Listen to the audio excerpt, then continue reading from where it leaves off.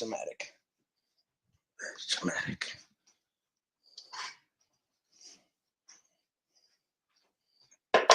Say his name, man. All right. Let's All right, go ahead. see if it works now. Do you believe in Joe Hendry?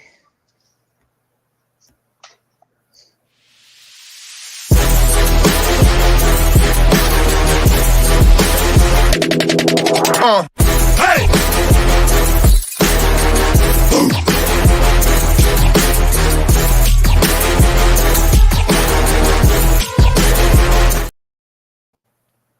All right, what's good, man? The Unfiltered Sports Podcast is back to entertain all you peasants, and I'm here, here co-host, always on time, never late, very professional. And then obviously I don't have CEO here, but I got the Unfiltered Sports Pod's bodyguard here, Brandon. Brandon, say what's up to the people. What's good, everybody? I know you guys missed me so very much. I mean, CEO, I thought he missed me, but for some reason he didn't want to come on time. He may be ducking me. Not sure. But real quick, if you guys hear any noise, that's because I'm doing some meal prep. I'm trying not to look like CEO's fat ass or Kaiju's fat ass, all right? So hold on. We have CEO, the co-host. CEO, say what's up to the people. Say what's up to the Unfiltered Sports Podcast bodyguard who's going to be joining us today. All right, so y'all, okay, we're live, right? Yeah, we're live. All right, listen, you know what I'm saying? Today's going to be a rough episode, because apart from dealing with my, my white co-host, I have to deal with this disgusting piece of Puerto Rican crap, all right? Well, see, we'd rather be all that than Panamanian. You feel me? exactly. Nah, listen. First of all, what does this mongrel have to say? What is he gonna? What are we gonna be talking about with this mongrel down here? Well, CEO, I know you missed me. CEO. Did you not? No. I did not miss you. I did not miss you. I haven't been here in so long. I figured a lot of people would miss me, including you. I mean, not RJ, because I talk to RJ all the damn time. But I would think you would miss me in particular because I'm your favorite Puerto Rican. Am I not? No, I don't miss your stink. Okay. My stink. I got you. All right. Well, we got a lot of talk about this week. NFL season is a few days away. I know CEO is very excited. His Ravens will be taking on the Kansas City Chiefs week 1. And then we're going to start off with that. NFL Pick'ems. CEO, who do you got? Chiefs, Ravens, week 1, September 5th, Thursday Night Football. Are you going to pull it up? Are you going to pull up the schedule? Yeah, I got you. Hold on. I thought I was sharing my screen the whole time. Give me a minute. Shit. Fuck.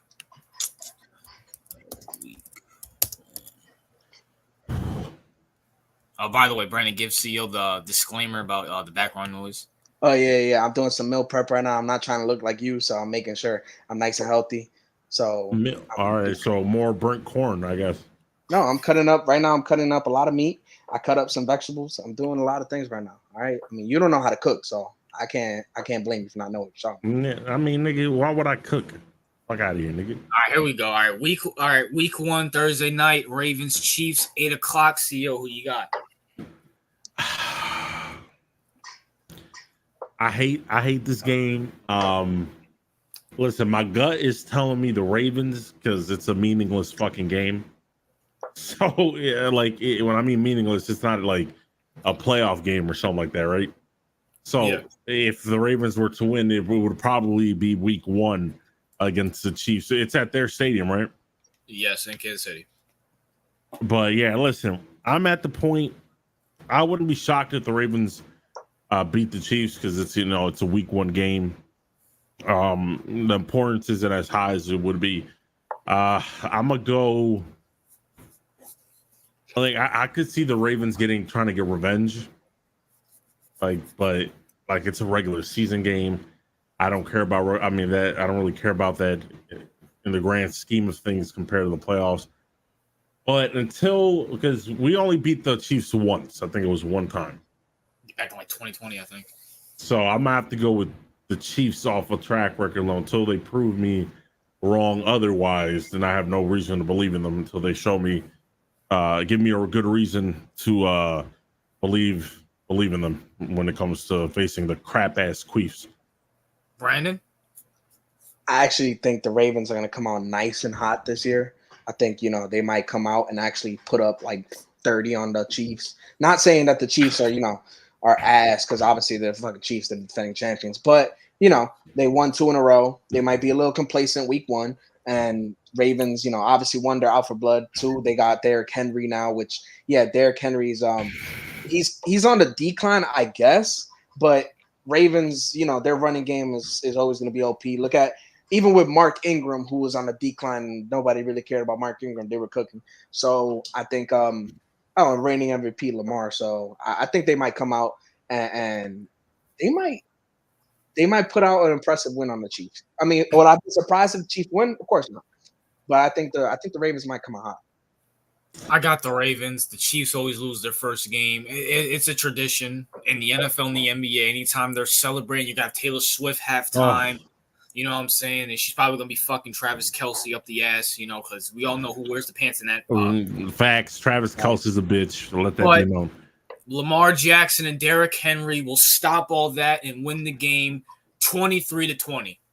That's a good score. Nah, RJ. My fault. Nah. If we lose, I like our chances in the playoffs. That's all I'm saying. RJ, you don't like, Taylor Swift? You don't like Taylor Swift? She's calling plays now she's making plays now for the Chiefs. Even more reason why the Ravens are going to win. So, it is what it is. Very interesting game this week. Friday night, we got the Packers and the Eagles in, I think it's Germany, I think they're in. No, Brazil. Brazil, whatever. Who gives a shit? CO, your thoughts, and who do you think's going to win? I got the Eagles winning. Eagles are stacked.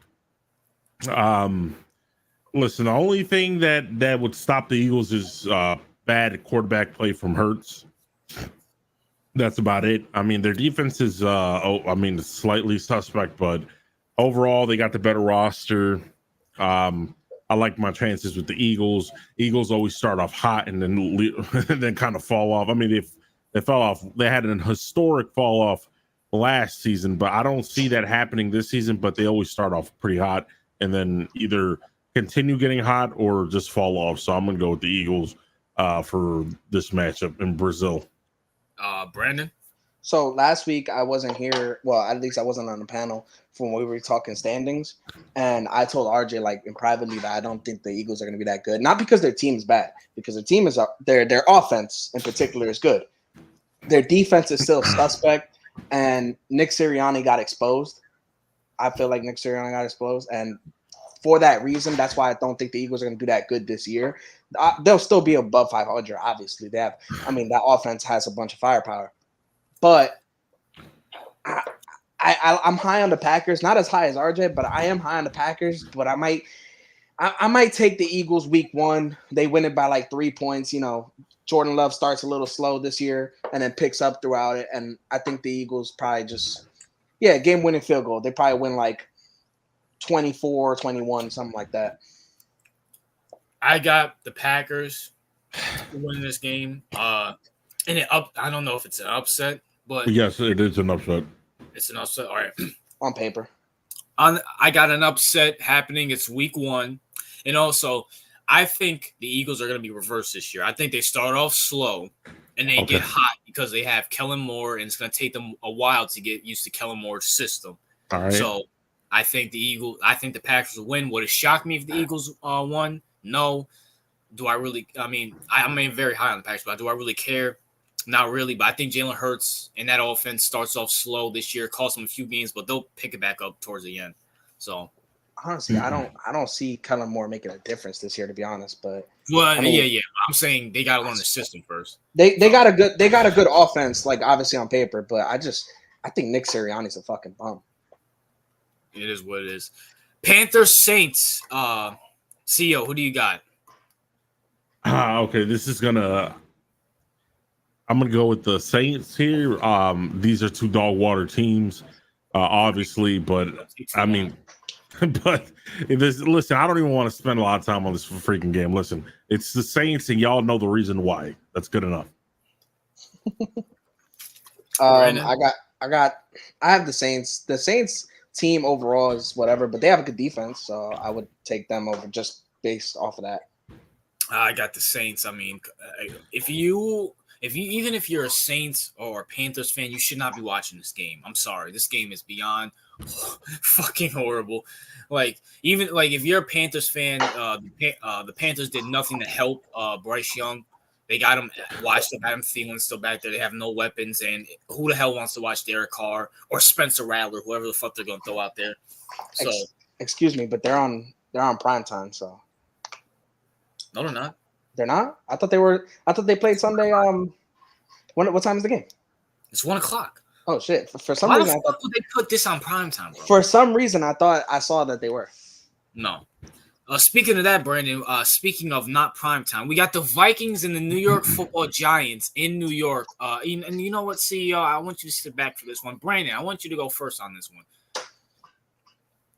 Okay. Well, as far as the Vikings go, real quick, they have a good defense. Like, no, I'm sorry, not that they have a good defense, they have a good pass rush. So that might present problems for the Giants. And then on offense, they're missing JJ McCarthy. I don't know if he would have been good or not this year. Obviously, some people on this panel don't think he's going to be good at all. I don't know yet, but we got some problems. We got to deal with. We still got to deal with what's his face, Justin Jefferson and Jordan Addison. Well, no, I think Addison's suspended. Is he not? I think did he get injured? Injured, suspended, probably both. So we still got to deal with some. We still got to deal with some dogs at receiver, and Sam Darnold's not all that. Obviously, he's not good, but when you have receivers like Justin Jefferson, you lob that shit up, and they're probably gonna take it to the house. But I'm gonna give us the win just because Sam Darnold is a bum, and we're supposed to have a great defense on paper. So with that, I would say we should win. If we lose, would I be surprised? No. But if we lose, I'm probably gonna pack it up for the season just because, like, we should, in theory, start this. No matter how bad people think we are, we should start this season at least 2-0 with Vikings and Washington back to back. But if we lose, I think we'll take it. I think it'll be a close game. We'll probably win by either a field goal or a touchdown. But it'll be low scoring. It'll probably be like, I don't know, 20 to something, whatever. CEO. I got the Vikings winning, all right? And the reason I got the Vikings winning, first of all, quarterback play doesn't matter because we're dealing with two backups here, all right? Both of them dog watered, and they ain't no starter here, all right? Both of them are backups. So when it comes to weapons, I like the Vikings better. I like their running game. I like their running back. I like Aaron Jones a lot better than whatever the fuck the Giants have. All right? We got Devin Singletary. Man, they got Aaron Jones, all right? Aaron Jones, listen, how is Aaron Jones? He's on the decline by now. He's better than Singletary. What the hell has he ever done? Injury prone a lot. Listen, both of them are pretty injury prone. They got Aaron Jones, right? They got they got a decent offensive line with Derek Shaw. All right. They got weapons. We know they got the best wide receiver in the league in JJ. Addison is right there. He's a good up and coming receiver. TJ Hawkinson, like, I don't see them stopping their offense that well. They do have a good defense, but I can see flaws in the Giants secondary. They only really have Banks.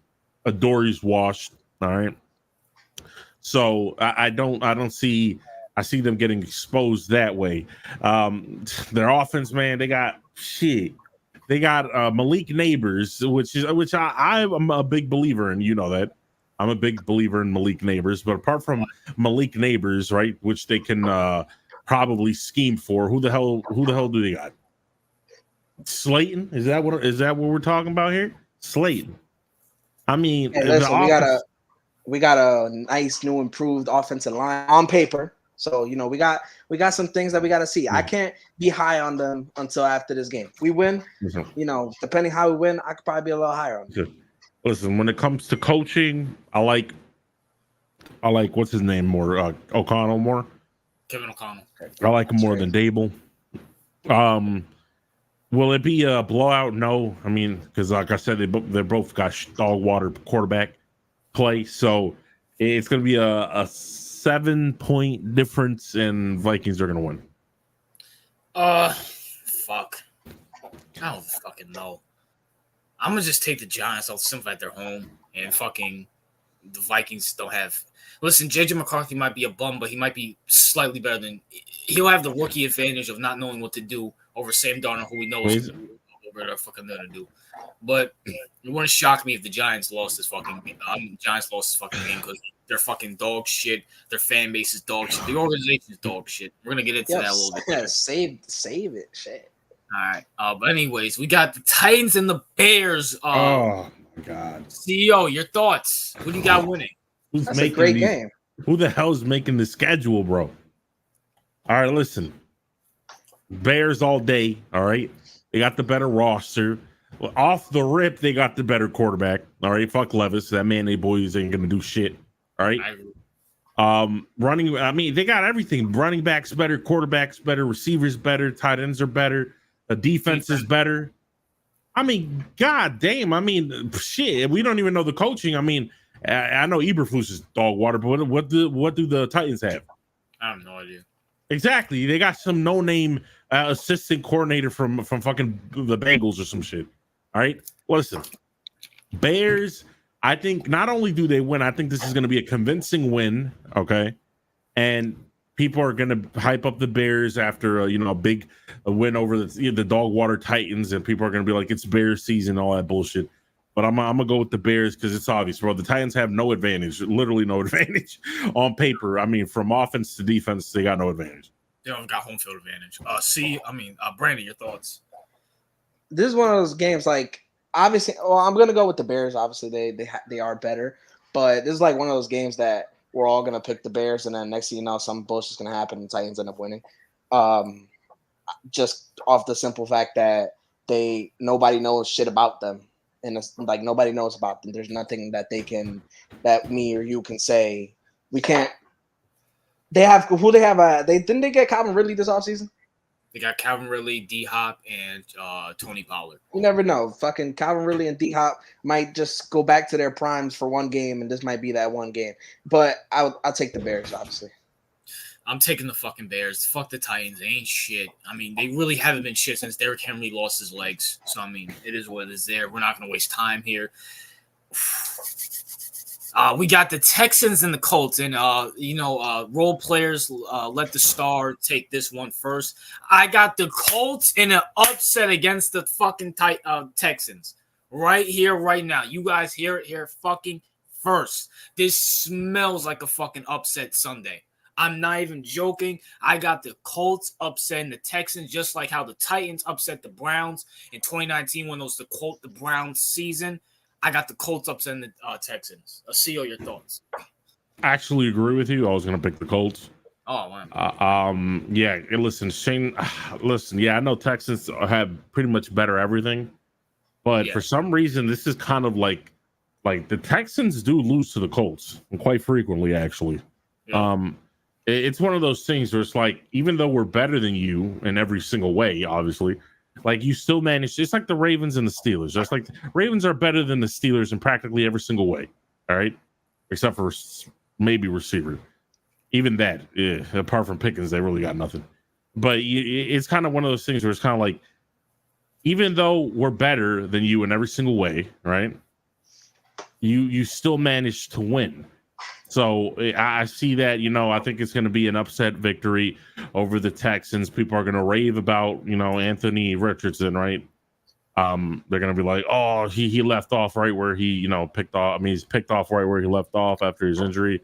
They're going to hype him up. And then I don't think the Colts are going to do anything. They're not going to be a special team, but it's going to be one of those false hopes kind of scenarios. So I'm definitely giving it to the Colts for an upset. Again, it's a divisional game, so it's an upset, but it's not really that shocking because it is a divisional game. Brandon? So I think for the most part, all of us kind of, well, I'm picking the Colts as well, but we all kind of have the same mindset on the Texans this year. Like they might have a little bit of a fall off, RJ and CEO. Give it more to the Kardashian curse, but it's real. It is real. You're right, but I think they fall off a little bit this year. I don't think they're gonna be a bad team. Obviously, I think they'll probably start off slow, find their legs throughout the season. They'll probably end with 9 wins. But I think the Colts take this one. I think they end up splitting with them down the line, but we'll talk about that when we get there. No, that now the fact that Brandon and CEO are picking, that kind of makes me want to pick the fucking Texans because both these queers are fucking retarded. But I'm gonna stick with my pick. Oh my gosh, the Patriots and Bengals, bro. Are you fucking serious? That's what I told you. Whoever made this week one schedule is. All right, can we just pick the Bengals and move on, bro? Do we really have to talk about Yeah, we don't have to. Like, Patriots are, they're in competition to be one of the worst teams in the league. Listen. Gerard Mayo, Drake, get the fuck out of here Jacoby with this Brissett. They might pull something out their ass. You guys aren't even high on the Bengals. No, we're not high on the Bengals, but the Patriots got nothing. The Patriots. Hey, listen, Gerard Mayo might be the second coming of Bill Belichick. Give some respect on his name. But I got Brandon. It is September 1st, 2024. It is not September 1st, 2014. Tom Brady's not there anymore. So they got Jacoby Brissett and Drake May. Yeah, thank you for making the point. Like I said, Tom Brady's not there anymore. But let's move on to the Bills Cardinals. Can we just fucking pick the Bills? Yo, what the fuck? Whoever made this schedule, bro. It's like football's back and you give us the worst matchups. Like, what the fuck is this? Why are we so low? Listen, the Cardinals aren't all that, but they got Marvin Harrison Jr. now, and the Bills got no receivers. It might be a close game. That shit's not gonna be fucking close. It's in Buffalo as well too. Oh, never. Nah, bro, man. I mean, I don't know. I don't think it's gonna be a blowout, but because like Kyler, when Kyler's healthy, like if he ever returns to that form he did when he almost won MVP.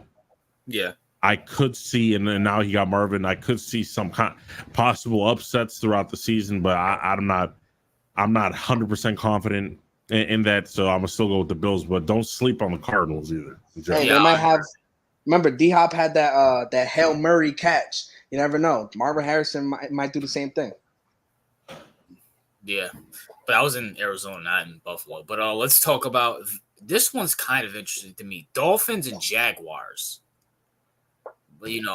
Healthy Trevor Lawrence. CEO, your thoughts? Okay, this is interesting. I'm gonna go with the not the Jaguars. No, I'm gonna go with the Dolphins. Yeah, I don't believe in the Jaguars. Never did. Still don't. I know they got Doug Peterson, but I don't trust Trevor Lawrence. I don't believe in Lawrence. I'm not a believer in him.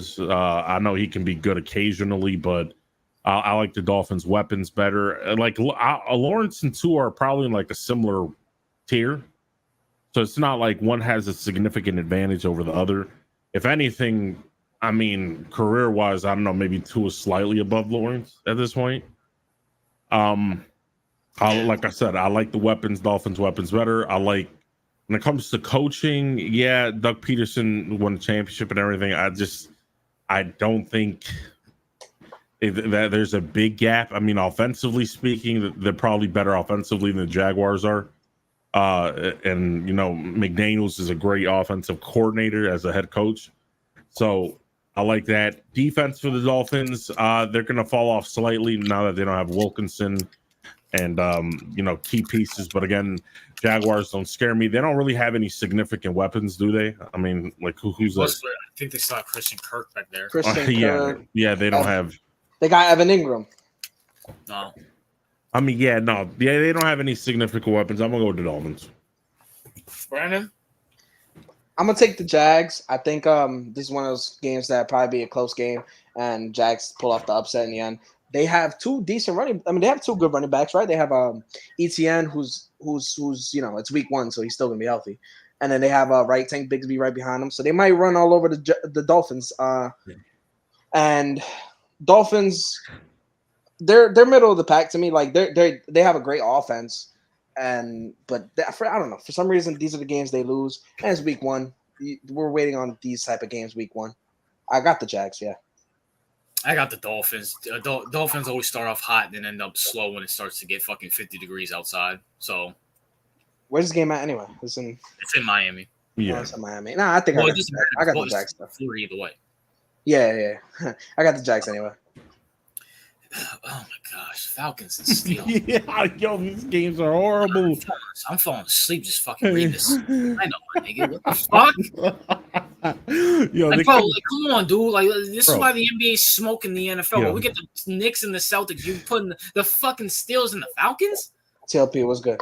Yo, we got like two good matchups, right? With the Chiefs and the Ravens and Packers and Eagles, and the rest is pretty much dog shit. And the Hold on, fucking hold on, hold Eagles on. one is probably and the Eagles one's probably on Amazon Prime because they're fucking queers. Jeff Bezos a bitch. Well, you know, they might the fucking stadium might get shot up beforehand because they're in Brazil. Oh my gosh, dude. All right, CEO, who do you got, bro? Okay, so I got the Falcons. Okay, it's their home stadium. They got Kirk. Okay, Cousins. I mean, listen, I'm pretty. This isn't prime Wilson anymore. You feel me? I think at this point of their careers, Kirk is probably slightly ahead of them in terms of just being a better signal caller. I like the weapons the Falcons have better than the Steelers, apart from Pickens. Pickens is good. They don't really have a number 2 receiver in the Steelers. Najee Harris is fucking overrated, horrible. Dude is a slug. Jalen Warren's a better running back than him. He's a better running back, but they keep forcing Harris. I mean, Harris and Najee Harris, and he's so fucking. When I watch him play, I'm like, why the hell do they even have him? Like every time Warren comes out, he rips like. Back, bro. Yeah, it's just I don't like Najee, and that's the guy they try to force so much. So listen, the Falcons have Bijan. I like Bijan better than any running back they have. I like their tight end room slightly better. Their defense, Falcons defense isn't as bad as people think it is. They actually have some legit pieces now. So I'm gonna go with the Falcons. They're at home. I can definitely see the Steelers and Russell Wilson look like a bum. Brandon? Last I saw Russell Wilson was a couple weeks ago or a week ago in the preseason, and he put up 3 points for the whole game because him and Justin Fields played the whole game. They put up 3 points. Right now, they don't know their offense. Besides, Jalen Warren, who I'm very high on because, fantasy, who was like their only spark for me last year when I put the Steelers in anything. And Pickens, Pickens he'll probably make a couple plays, but they don't have a consistent quarterback play. I don't think Russell Wilson can do anything, and this might be just a boring ass game to me, to be honest. I'm gonna take the Falcons, but I mean, I don't know. This might be a boring game. I don't really care about it. I'm taking the Falcons. Steelers, yeah, I ain't shit. You know what I'm saying? I mean, you guys are another team. Starts slow and ends up being hot towards the end. I'm picking the Falcons. Can we hold on? Can we stop about the Steelers defense? Because I understand, Mike Tomlin and they got T.J. Watt and everything. Like their defense is not that good. Everybody keeps talking. Their pass rush is okay, but their fucking secondary isn't even that good. I don't know why people will keep hyping that defense up.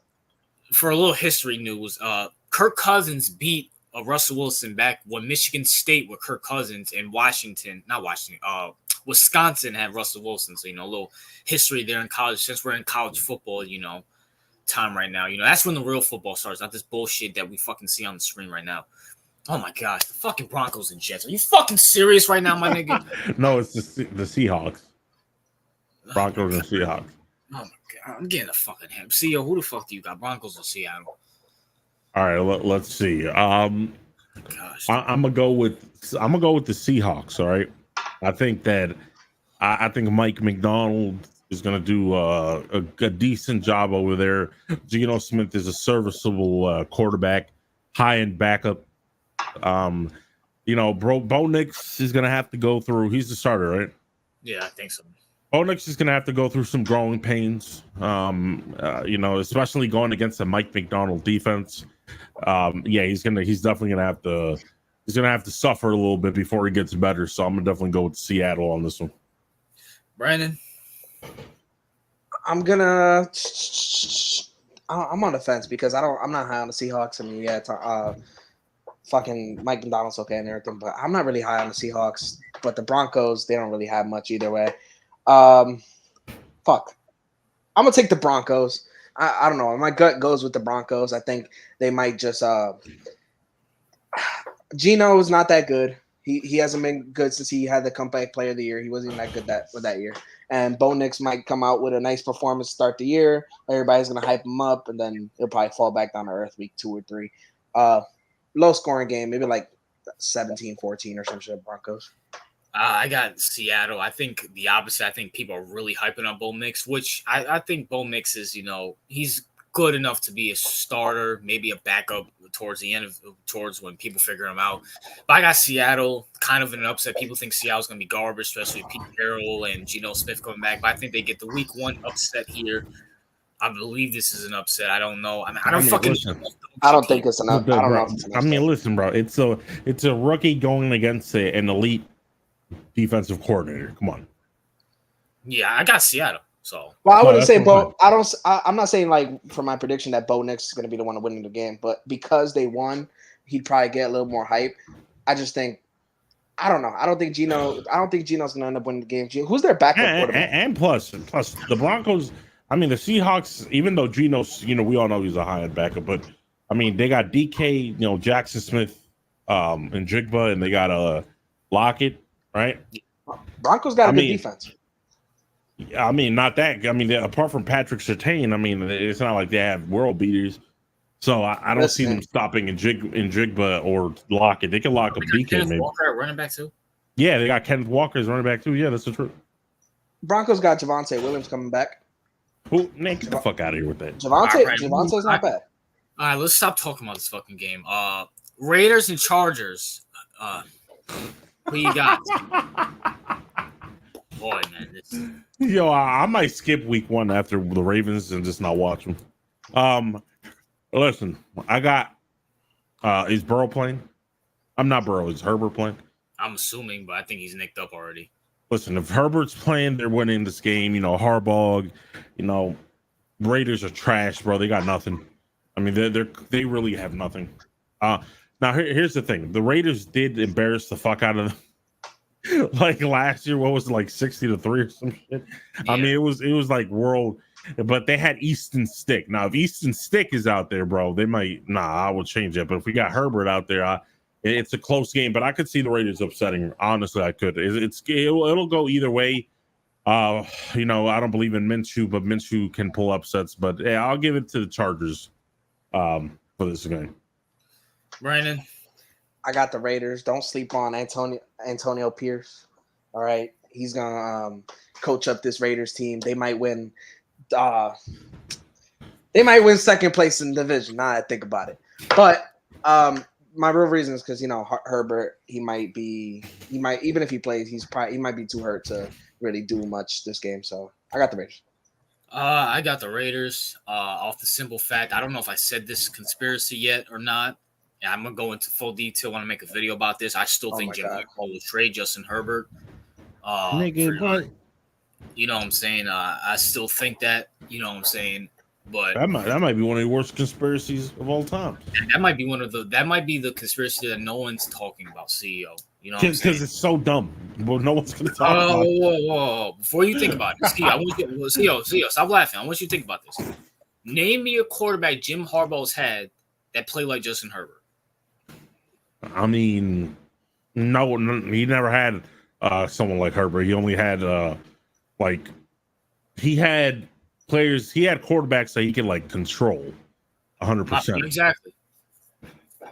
I mean, so what? You saying he's going to get a bum that quarterback? Because that's how Jim Harbaugh rides. He gets bums. But But when you think about Jim Harbaugh, what is his system? Play defense, run the ball, check down the ball.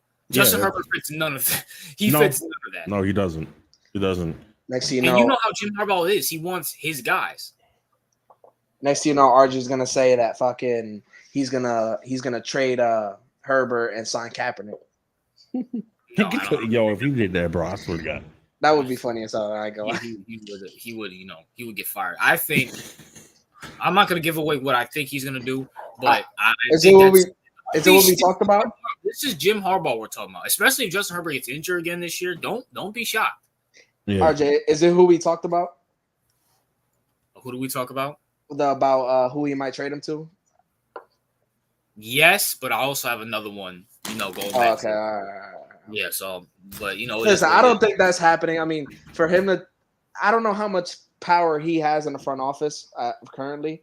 But I mean, if you sign Jim Harbaugh, he has to have power. We know he's one of those guys. I guess so. But I mean, it is what it is there. But I got the Raiders. Here's a good one: Cleveland and Cowboys. CO, what do you got? A game worth watching. All right. Yeah. Listen. Almost took us like 7 to get to it. Listen, I have the Dallas Cowboys winning. All right. Fuck out of here, dude. Now listen, the Dallas, because Dak Prescott is going to go regular season warrior. All right. He's going to want his money. He's going to want his bread. All right. He's going to go regular season warrior, all up on those fucking Browns. All right. Let's see. Okay, bro. Like he got the best receiver in CD. I mean, Browns don't even got no receiver like CD. All right. What's it called? I like. Listen, the Cowboys. You got to give them credit. The Cowboys are regular season warriors. All right. Not this year. No, I think they will. I think they'll be regular seasons this year because Dak wants his money, and we'll see what he does. But he wants his money, and unless he gets hurt, I see him, looking real nice in the regular season to get his bag. So I'm gonna go with the Cowboys. It's gonna be a close game. Like, I know the favorites are probably the Browns because they got a really good defense. Offense is pretty good. We'll have to see how Nick Chubb recovers from his ACL. I don't see him having like a crazy year or anything like that. Coming off of an ACL tear like that. I'm listening to him, man. I'm glad to see him back. No, I'm glad to see him back. I just think they'll ease into him. They're probably going to run. Who's their backup? Jerome something. Jerome Ford.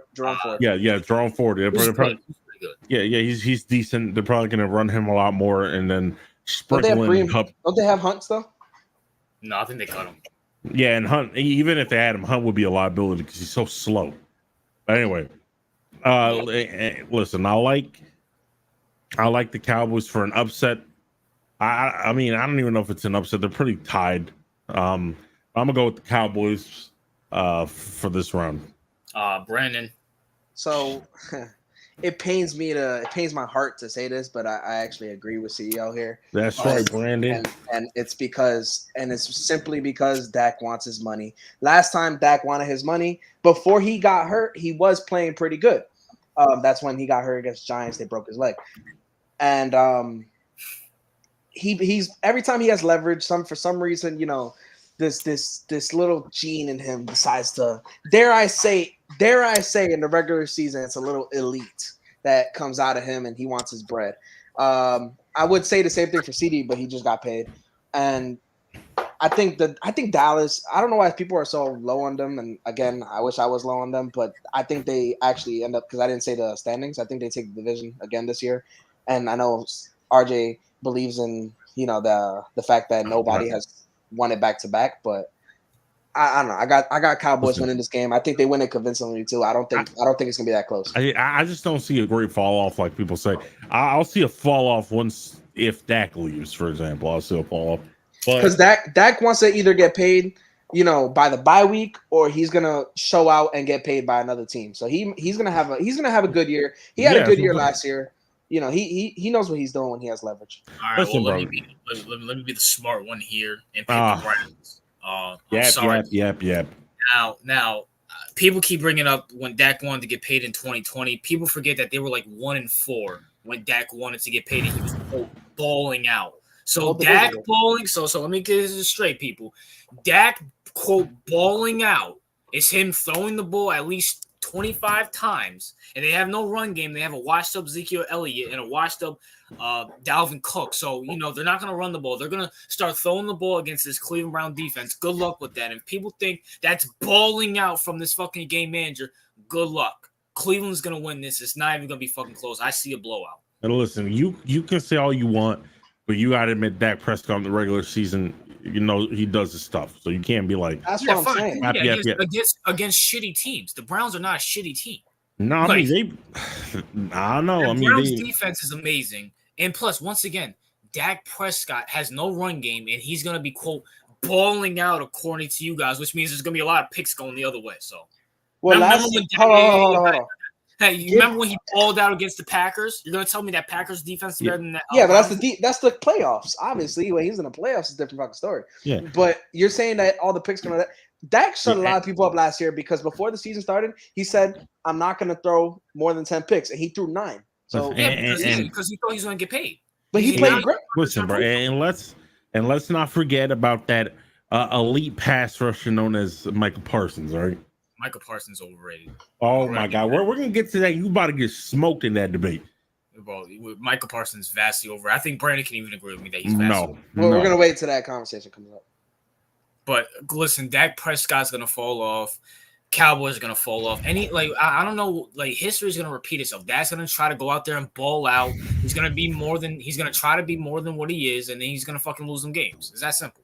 Cowboys gonna win this game 31-21 to me. When it comes to the regular season, don't ever count out the Cowboys. That's all I'm saying. Listen, they're them boys in the regular season. Nah, I got Cleveland. I don't see Dak Prescott's gonna go back. Anytime Dak has expectations, everybody's expecting Dak to ball out. Watch him fucking throw 3 interceptions in the first half. Nah, I don't see it. You will. Buccaneers and Washington. Oh yeah, this is one of the worst games, bro. I don't care about the Bucs. Oh yeah, I might. The only reason to watch the Commanders is to see how what's his name, Jaden Daniels is progressing. But Bucs are totally unwatchable. I'm gonna go with the Buccaneers here. They got Baker Mayfield. The Bucs are just Bucs just exist at this point. Commanders are gonna have to go through growing pains. Daniels is gonna have to go through growing pains. Whereas what's his name? Mayfield's already a veteran. You know what I'm saying? They could probably beat a rookie quarterback. So I'm gonna go with the Bucs. Brandon? I got the Bucs. I don't think it's gonna be a blowout or nothing, but I think the Bucs win this. A lot of people are high on Commanders' defense. Their pass rush is okay, but the same thing kind of with the Steelers. Their pass rush okay, but again, their secondary is trash. To me, at least. I mean, what's their best corner? What the fuck is his name? The rookie from a couple years ago. I forgot his name. I mean, and it's gonna take Daniels a couple weeks to kind of do something crazy in the regular season. Because during the preseason, he didn't do nothing bad. He didn't do nothing good. He was just regular rookie. So it's gonna take him a couple weeks. I'm not gonna waste any time. I got the Bucs. Obviously, I think Jane Daniels is gonna go off on that shitty ass Giants defense the next week after that. You know what I'm saying? But I think it's gonna be a closer game than what people think. But I got the Bucs either way because I think Baker Mayfield's gonna have a down year like he always does when he has a good year. So, but I'll take the Bucs in that. All right, now we're talking Sunday Night Football, which means CEO will be covering Lions Rams at Detroit. CEO, who do you got? I like this. This is a good game. I'm gonna go with the Lions on this one. It's a home game, right? Yes. They're in the dome. Jared knows what to do. Lions fans are gonna go crazy because they're actually somewhat relevant now. So, Detroit people, they got nothing else to do but go to Lions games. So it's gonna be a packed house. Defense is good. Offense is good. I see a Lions victory. Brandon? I got the Rams. I think Lions start out a little slow this year. It's not going to be a bad showing for the Lions. Their offense is probably going to do good. Their defense was going to lose them this game against the Rams. Say what you want about the Rams. They have problems, sure, but they're always going to score points. They'll outscore the Lions that game. And it'll be close, though. I'm very conflicted on this one. Because I'm very conflicted on the Lions. Now, We'll come down to earth a little bit. I'm going to keep it real. I have a video about this, I think, dropping tomorrow, sometime this week. It's the fucking Lions, people. Chill the fuck out. I get it. Good on paper. Dan Campbell's a good coach, good coordinators, but let's not forget this is a cursed franchise. So let's not get our hopes up. I'm going to go with the upset. I'm going to pick the Rams. Oh, and also the Rams probably want some revenge since they beat them in the playoffs. And it was a close game. People forget that Rams-Lions game was very close. Matthew Stafford's returning again, healthy with a healthy Cooper Kupp. Puka. So, yeah, I'm gonna go with the Rams. It wouldn't shock me if the Lions won, though, and I think the Lions, like Brandon said, come back down to reality. Because once again, it's still the fucking Lions, people. Listen, bro, your justification is if you look at this without the Lions logo, right? Yeah. Just look at the team, look at the coaching. I think your opinion would be different. Let's not. Sean McVay. I'll take Sean McVay over fucking Dan Campbell. I mean, apart from that, that's what I'm saying. Offensively, the Lions won't stop the Rams. I don't think so, and I just think they're gonna outscore them. That's it. I mean, yeah, we'll see. We'll see. I think it'll be close. CEO, you're in a division with the Browns. Like at some point, you have to sense reality. It's the fucking Browns. It's the same thing with the Lions. Yeah, I mean, I get you. I mean, I do have somewhat of a respect for the Browns ever since they became good. Obviously, I don't think they're going to win the Super Bowl, but there is a certain, like, they're a good team. We can't lie about that. RCO, like the Bills. Like the Bills are just cursed. The Lions are one of those. I'm not saying they're going to miss. I'm going to save that. Just watch my video tomorrow. You know what I'm saying? And let's finish this off with the Jets and 49ers. Aaron Rodgers returned to the NFL after a year. Going back home to California, CO, who do you got? Jets and Niners? It's in California, right? Yes. Okay, I really like this game. I think it's going to be good. We all know who's the better quarterback. All right, that's not even a discussion here. Like, get the fuck out of here. All right, my boy. Aaron Rodgers is like 49, bro. My boy Aaron Rodgers is better. All right, go fuck yourself. And about to collect 70 million. So. And listen, the Niners are a better team. Don't get me wrong. Yeah, agree. Listen, I want the Jets to win, but I don't see them beating the Niners at home. I'm gonna go to the Niners. Brandon, I got the Niners. If it was anybody else, I would have said that Aaron Rodgers comes out, wins a statement game or whatever. But Aaron Rodgers, first off, never beats the 49ers, so that's the first part for me. And second, overall, they're just a better team. We don't know, like the offense, obviously on paper is good, but we don't know how good they're going to be yet. Remember, Nathaniel Hackett's still running the show, so we don't know how good they're going to be against a good 49ers defense. And 49ers offense is still going to cook. Brandon Ayuk just got paid. He's going to cook on that defense. That defense is good. Don't get me wrong, but I don't see who stops Brandon Ayuk or CMC for that matter. So yeah, I got the Niners. It's going to be a decent win for them. I got the real New York team, the Jets, Jets. Oh, really? I got them in an upset. And this is a conspiracy, land. I'm going to keep it real with you. And CEO and Brandon, you guys, I want you guys to chime in. If you're Nick Bosa, if you're George Kittle, if you're Fred Warner, if you're Armstead, if you're, I don't fucking know, if you're Debo, and I don't think Ayuk was there for the first Super Bowl, and your head coach, the retard himself, comes out and says, I didn't even know the fucking rules to fucking overtime. At some point, when is enough that there's dysfunction going on in that locker room? Like, once again, we don't know. Only God knows what's going on in that locker room. But I think the 49ers take a huge step back. I'm not going to say they missed the playoffs or anything, but at some point, like, if you're one of those guys, you're like, we had a second chance. We have a better roster than the last time we did with CMC, and this idiot still blew it by not even knowing the rules. That's your number one job as a head coach, to know the rules. I think the Jets pull off an upset. I think Aaron Rodgers comes out with a statement, especially people calling him washed and all this other stuff. So I got the future vice president winning against the 49ers. That's hilarious. I think go ahead. I would love to see it. I ain't gonna lie. I think the Niners, you may be right in the sense that they might take a little step back, but the Niners are the Niners until proven otherwise. I mean, I don't see them, losing this game. Like I said. Super Bowl hangover. I guess. This is week 1. I'm not really taking week 1 to week 4. You got to use your imagination. And would it shock me if the Niners won? No, but this smells like an upset. It just smells like it.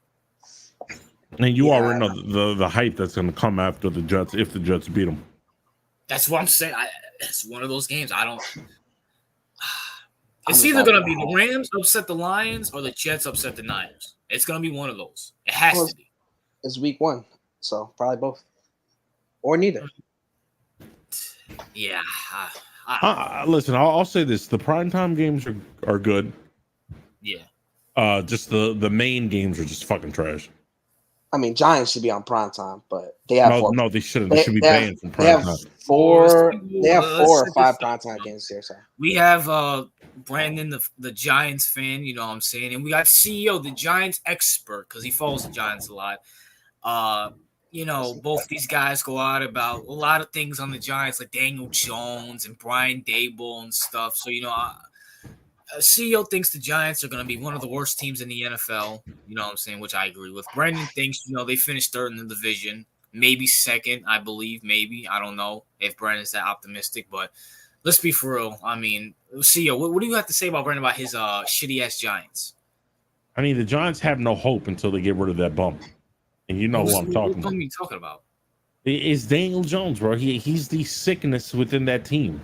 He's what drags everyone down, bro. Daniel Jones, like, imagine you being a New York Giant, you being Kayvon, you being Dexter Lawrence, be like, all right, you look at my squad, we got a good defense here. Oh shit, it's Daniel Jones. We gotta like they got there's no excitement because you can have a great defensive squad, but when you see Jim Carrey going over there and trying to throw touchdowns and getting pick six, it's just gonna bring that defense down. They're gonna be like, man, fuck this team. He has some aura to him. He has a beard.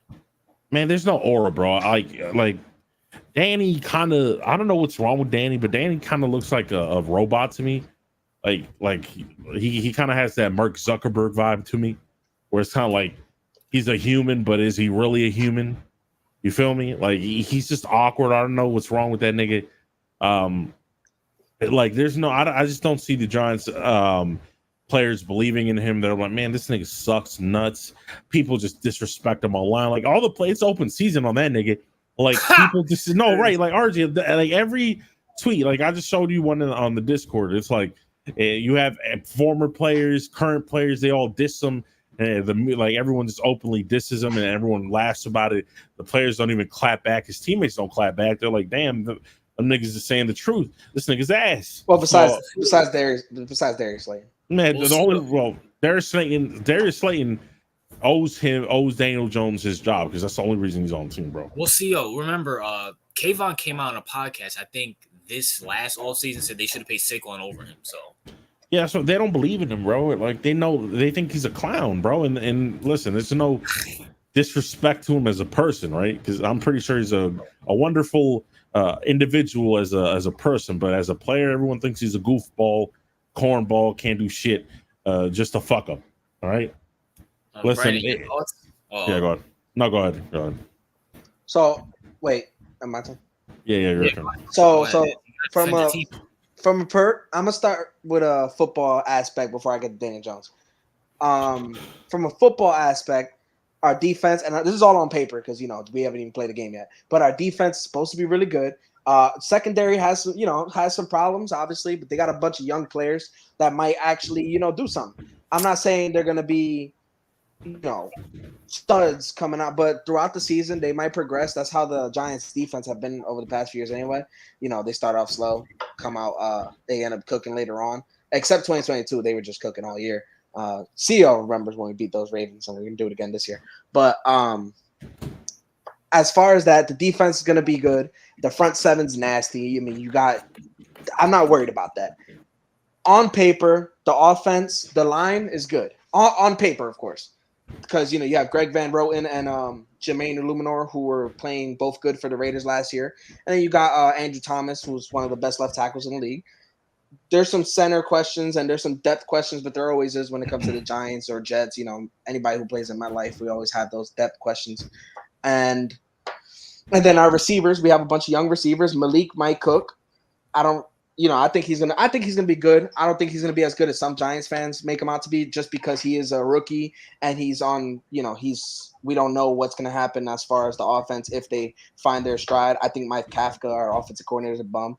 I thought he was a bum since we got him, but for some reason Giants fans do defend him, saying, "Oh well, he doesn't have talent." But at the end of the day, there's teams with bad talent that can fucking, pull out some creativity in their playbook. And Mike Kafka, his bald ass isn't one of those guys.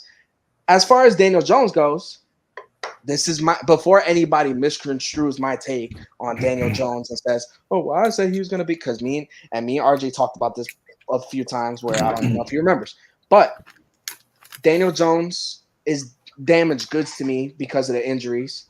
Last year he got sacked I don't know how many fucking times and then tore his ACL on a non-contact play. I always said injuries would be the downfall just because you can't deny that. You can have opinions on somebody's play all you want, but injury is one of those things.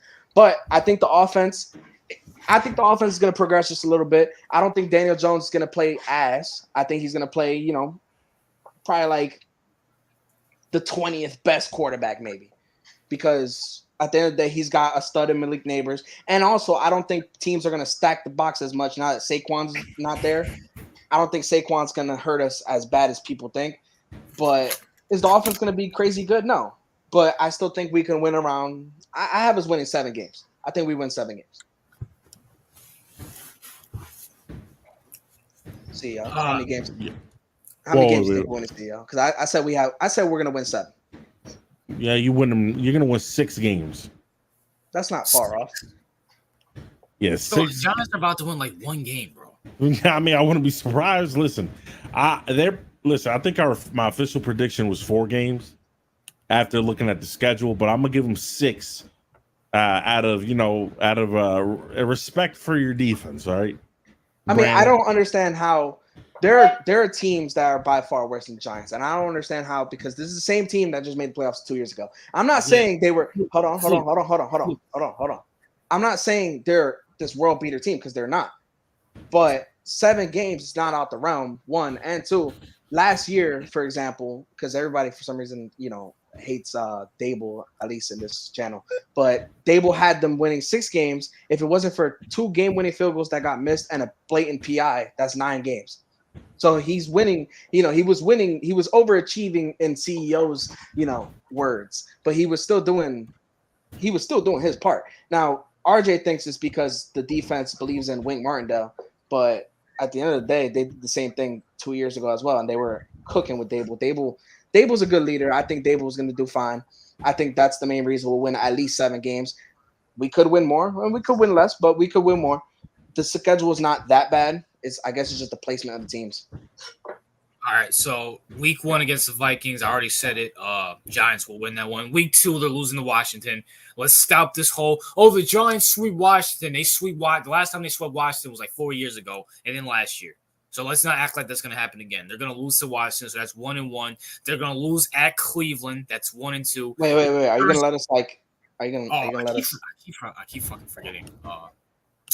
So as far as I'll go with the first 2 games, I say we beat Vikings, and I'll say now you're right.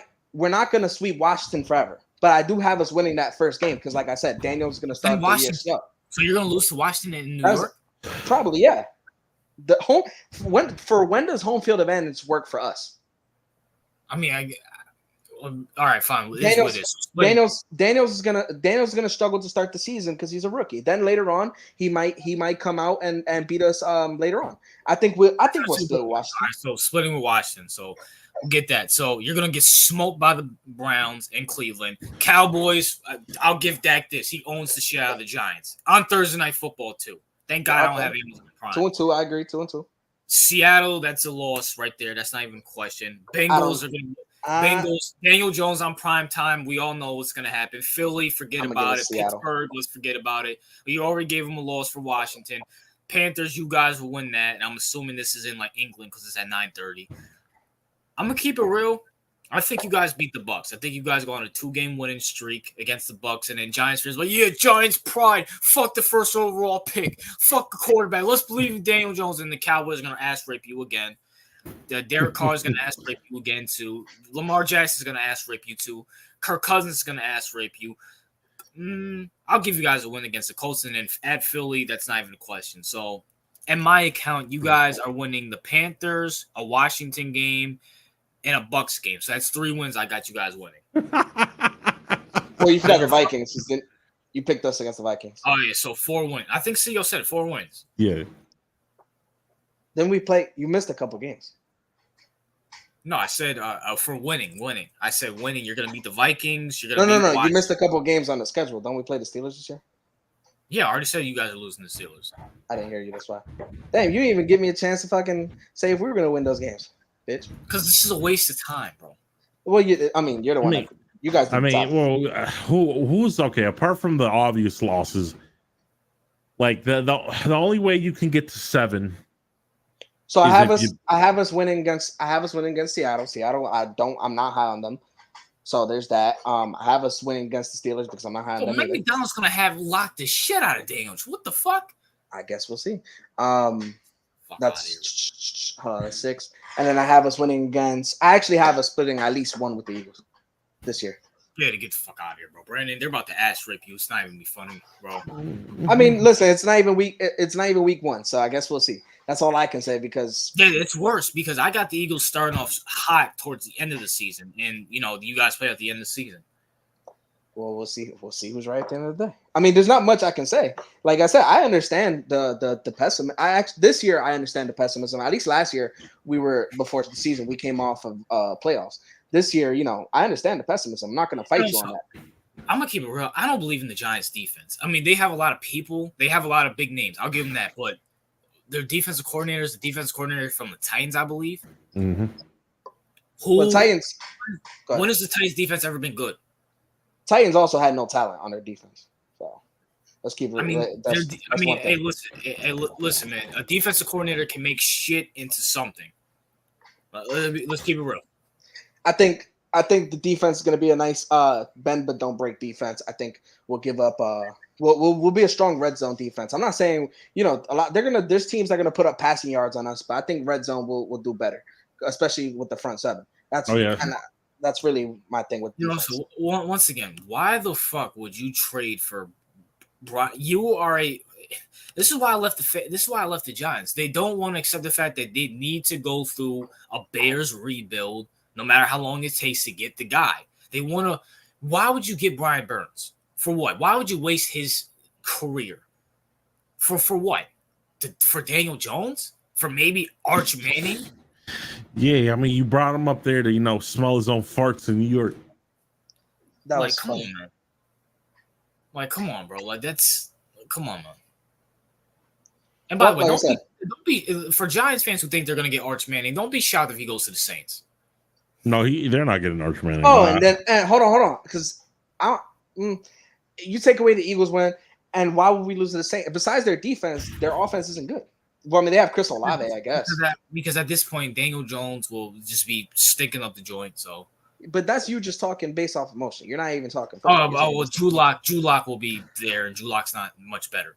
You're talking based off emotion. I understand. You left the fan base, and you're upset. Come on, bro. You were already going to leave before the draft. You already had your no, because I actually had hope. I thought the Giants were like, okay. I'm like, all right. All right. The Giants actually have Penix right here. They have to take. There's no way they go wide receiver, especially. And now Penix. When I saw Daniel Jones so sad in that film room, I was so happy. And now Penix is gonna rot on the bench and the Falcons for a couple years. If Penix ends up being he ain't rotting, he's developing. Yeah, if Penix ends up being good, that's another L for the Giants. Well, that's all wait and see type of thing, isn't it? People are too I don't know. To say we're gonna win 4 after winning 6 with an arguably worse roster last year just doesn't make sense to me. But I guess we'll all see once again. I have us winning 7. I have us being at least 3rd. Brian Dable will get fired in the middle of the year. So. And that's the other thing I don't understand. You're so low on Brian Dable, who's been not good. A bright. I mean, he like I said, he had us in the playoffs year 1, and so what? Who cares? And we were right there from winning 9 games last year. So Brian Dable's not good. Joe Brady's better than Brian Dable in Buffalo. Fucking, if it wasn't for Dable, Josh Allen would be what he's be. That's bullshit. Josh Allen was better last year than fucking any year Dable. Josh Allen threw the most picks of the season last year. Okay, and he was still balling. He had better stats than Lamar Jackson last year, who won the MVP. Like, what are you talking about, bro? Josh Allen played his best football under David. No, he didn't. No, he fucking didn't. Stop it. Joe Brady knows how to use Josh Allen better than Brian Dable did. We'll see with him when there's no receiver. See what he does this year, because I don't know. He might. I mean, at this point, Allen's good enough. He's been what? Go ahead. No, I predict an Allen, not a downfall, but a regression.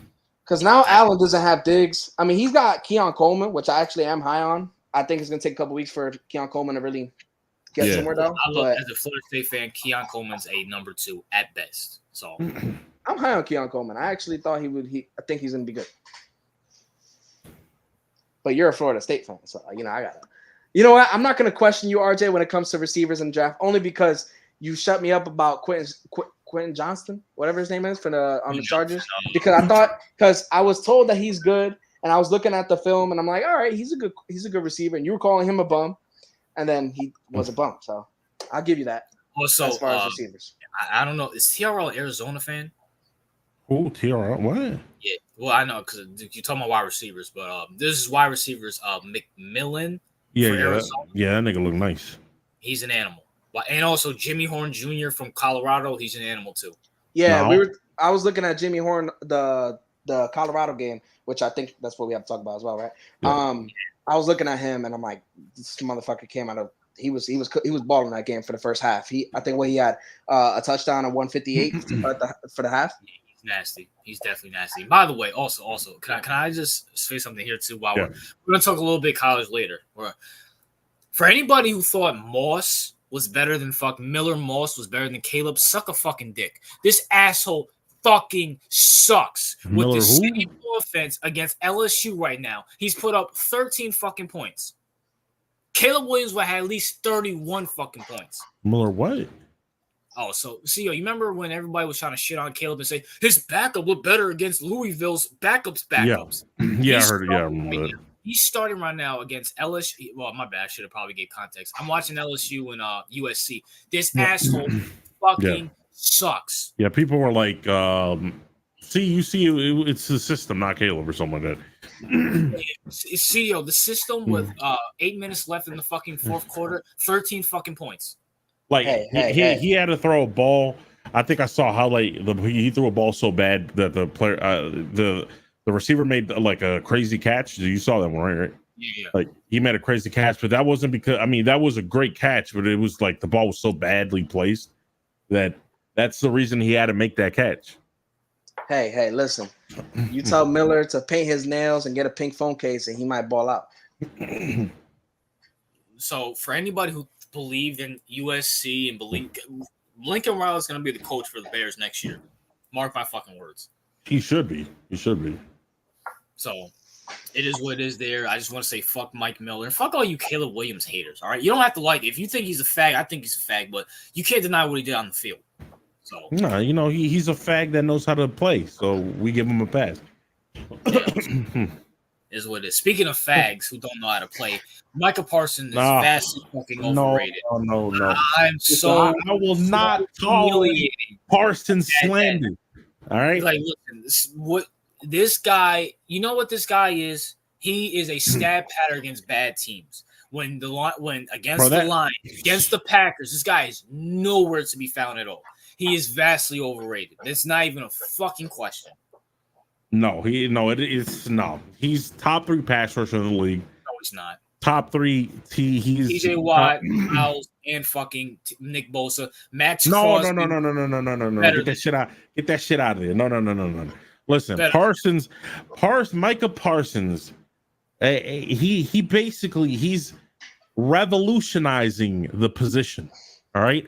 That's how TJ Watt and Myles Garrett, and hear my words out, TJ Watt and Myles Garrett are actually copying Micah Parsons.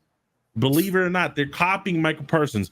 Micah Parsons is starting to revolutionize the position by he's become the first player to popularize actually standing over the center, right? He figured out that the mismatch The mismatch that the edge players have against the tackles.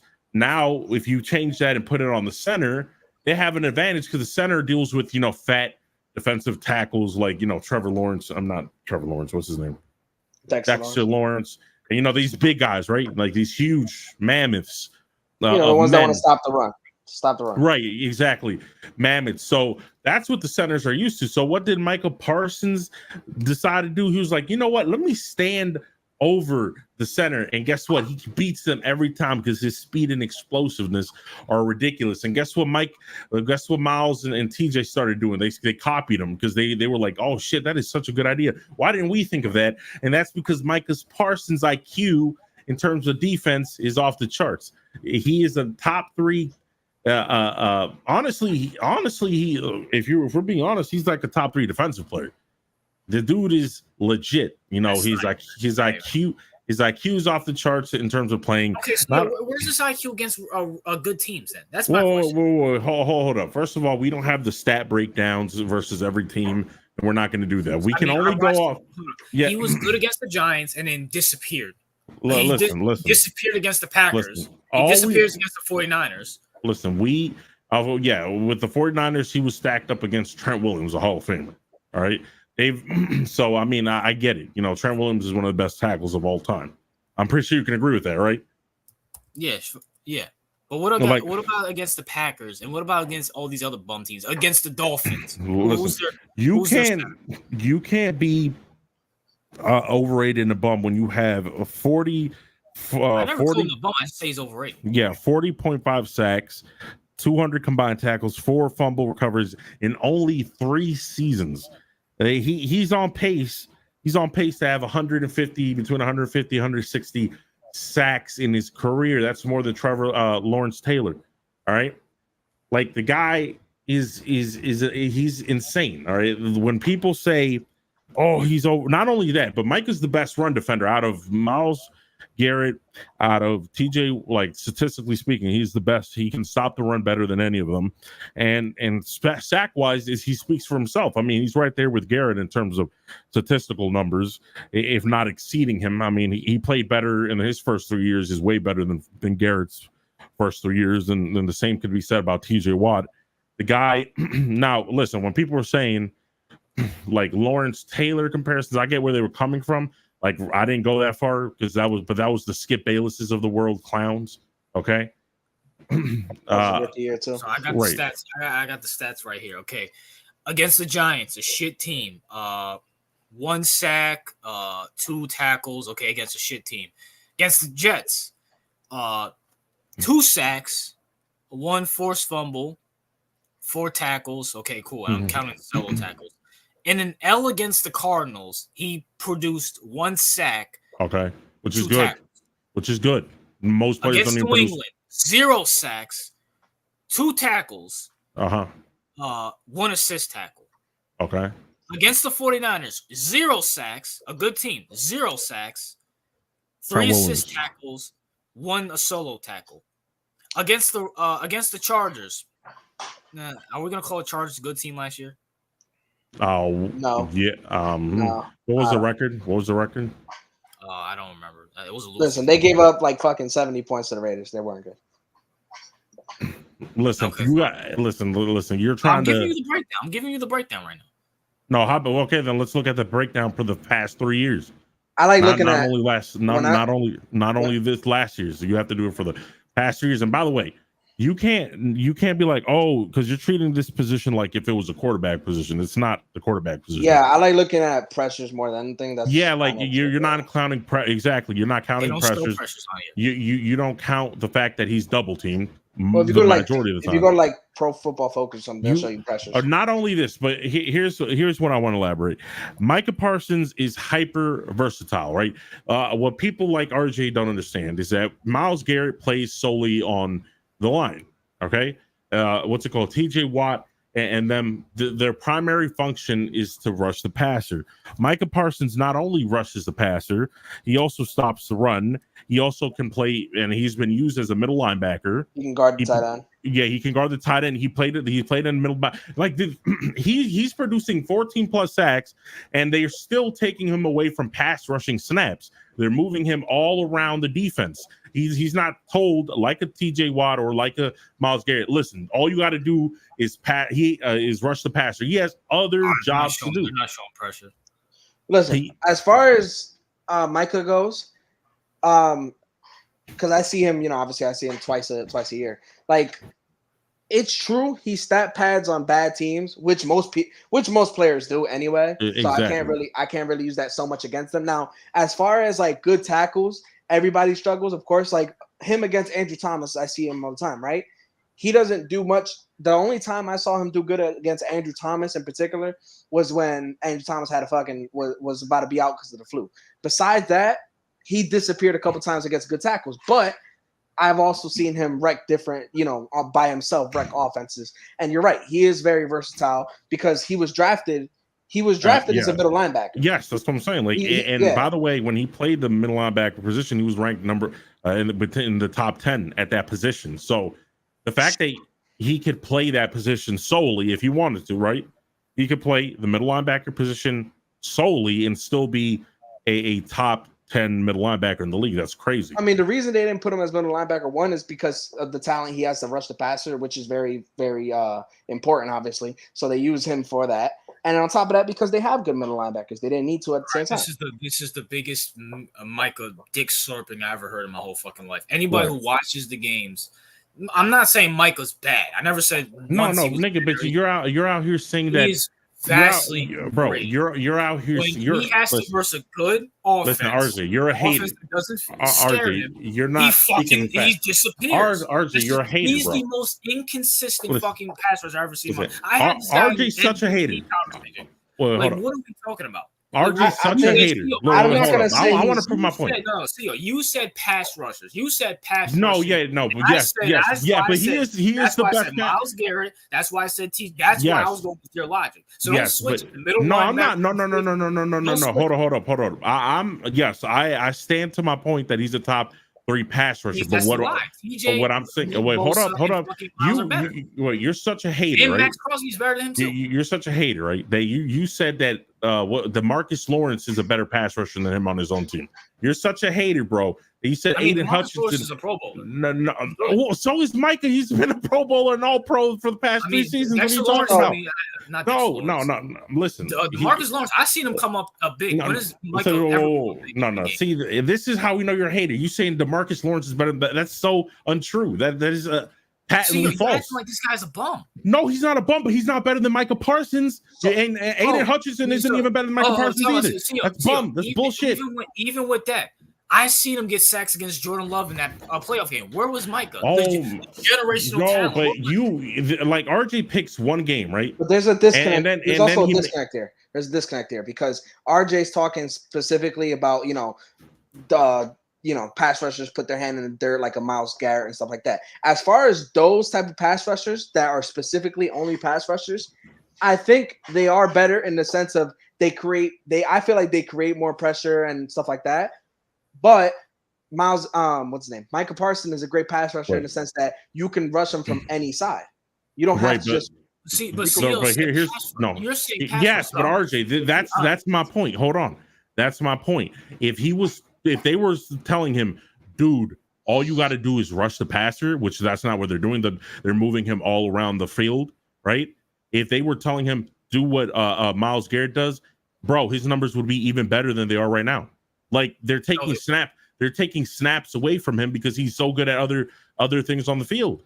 That's what I'm saying. So this whole narrative, that's why when we're talking about middle linebackers, when we're talking about coverages, we're talking about dropping back, he can do all of those things, and he has done those things. Also, by the way, he gets picked off every time he gets passed off. Like, y'all like Mika is out here getting fucking interceptions. No, but I mean, first of all, he's not playing cornerbacks. What the fuck are you talking about? All right, running backs fucking destroy him. Aaron Jones destroys him. Statistically speaking, he's a way better run stopper than Myles Garrett and TJ Watt. This is proven. Linebackers. RJ, every single stat that I test, the stats say you're wrong. You're wrong. You're a hater, bro. You're a hater. Nick, I had him in the You said DeMarcus Lawrence. You're saying DeMarcus Lawrence and Aiden Hutchinson are better. They're not better. You're delusional. You're delusional if you think Aiden Hutchinson's better. I'm literally trying to come to your level. I'm talking about middle linebacker. Now you want to bring back the pass rushers. No, no. RJ's so dumb. RJ's so dumb that he's not understanding the point. See, that's the thing. RJ, you can rush the passer from anywhere. It's not. Here's my pick. Are we talking about middle linebacker? Or are we talking about pass rushers? We're talking about pass rushers. But what you're not understanding, the reason we're bringing up middle linebackers is because we're telling you he has these stats that are comparable to Myles Garrett, and they're still taking snaps away from him because he's doing other things. This is what we're talking about. Wasn't there a stretch where he had like 0 sacks in like 4 straight games and didn't do shit? Like I'm trying to figure out sacks are overblown. See, here's the problem with like nerds. They don't like watch the games. So I'm not. No, we're watching the games. He's a game record. He's a literal game record. You dumb fuck. He's a literal game record. What are you talking about? They game plan against them every fucking game. They game plan against them. He has amazing stats, but when you actually watch him, like, where the hell is Mika? Where is he? I don't see him anywhere on the fucking field. Oh my god, this nigga's so stupid, bro. Where is he against the Niners? Where is he against the Packers? We're against winning teams when your defense needs to show up. I think they only had 2 wins against 2 winning teams throughout all last year. Where was he? I did not see him at all. Literally against the Rams. Where was he? I can guarantee you he's doing the best he can because the whole game plan, the whole offensive game plan is geared towards stopping him. Like everything is geared towards stopping him. It is against Myles Garrett, TJ, what's his name? TJ Watt, all these players, and they still dominate. You're telling me Nick Bosa Nick Bosa's not better than Parsons. If we're talking about, no, he's not. Get the fuck out of here. No, he's not. He's not a better. You're taking Micah Parsons over Nick Bosa. Absolutely. Okay. See, I'm a little conflicted when Micah and Bosa just like. By the way, Fred Warner's better than like RJ's like he didn't get a sack, and I'm like, nigga, his pressures literally fuck up game plans, and you're out here worrying about he didn't get a sack. I'm like, you dumb fuck. Game plan? Against the Giants? If you look at oh my god, you're so against dumb. Washington? Oh my god. What about against the Lions when they coach? You're only focusing on sack numbers.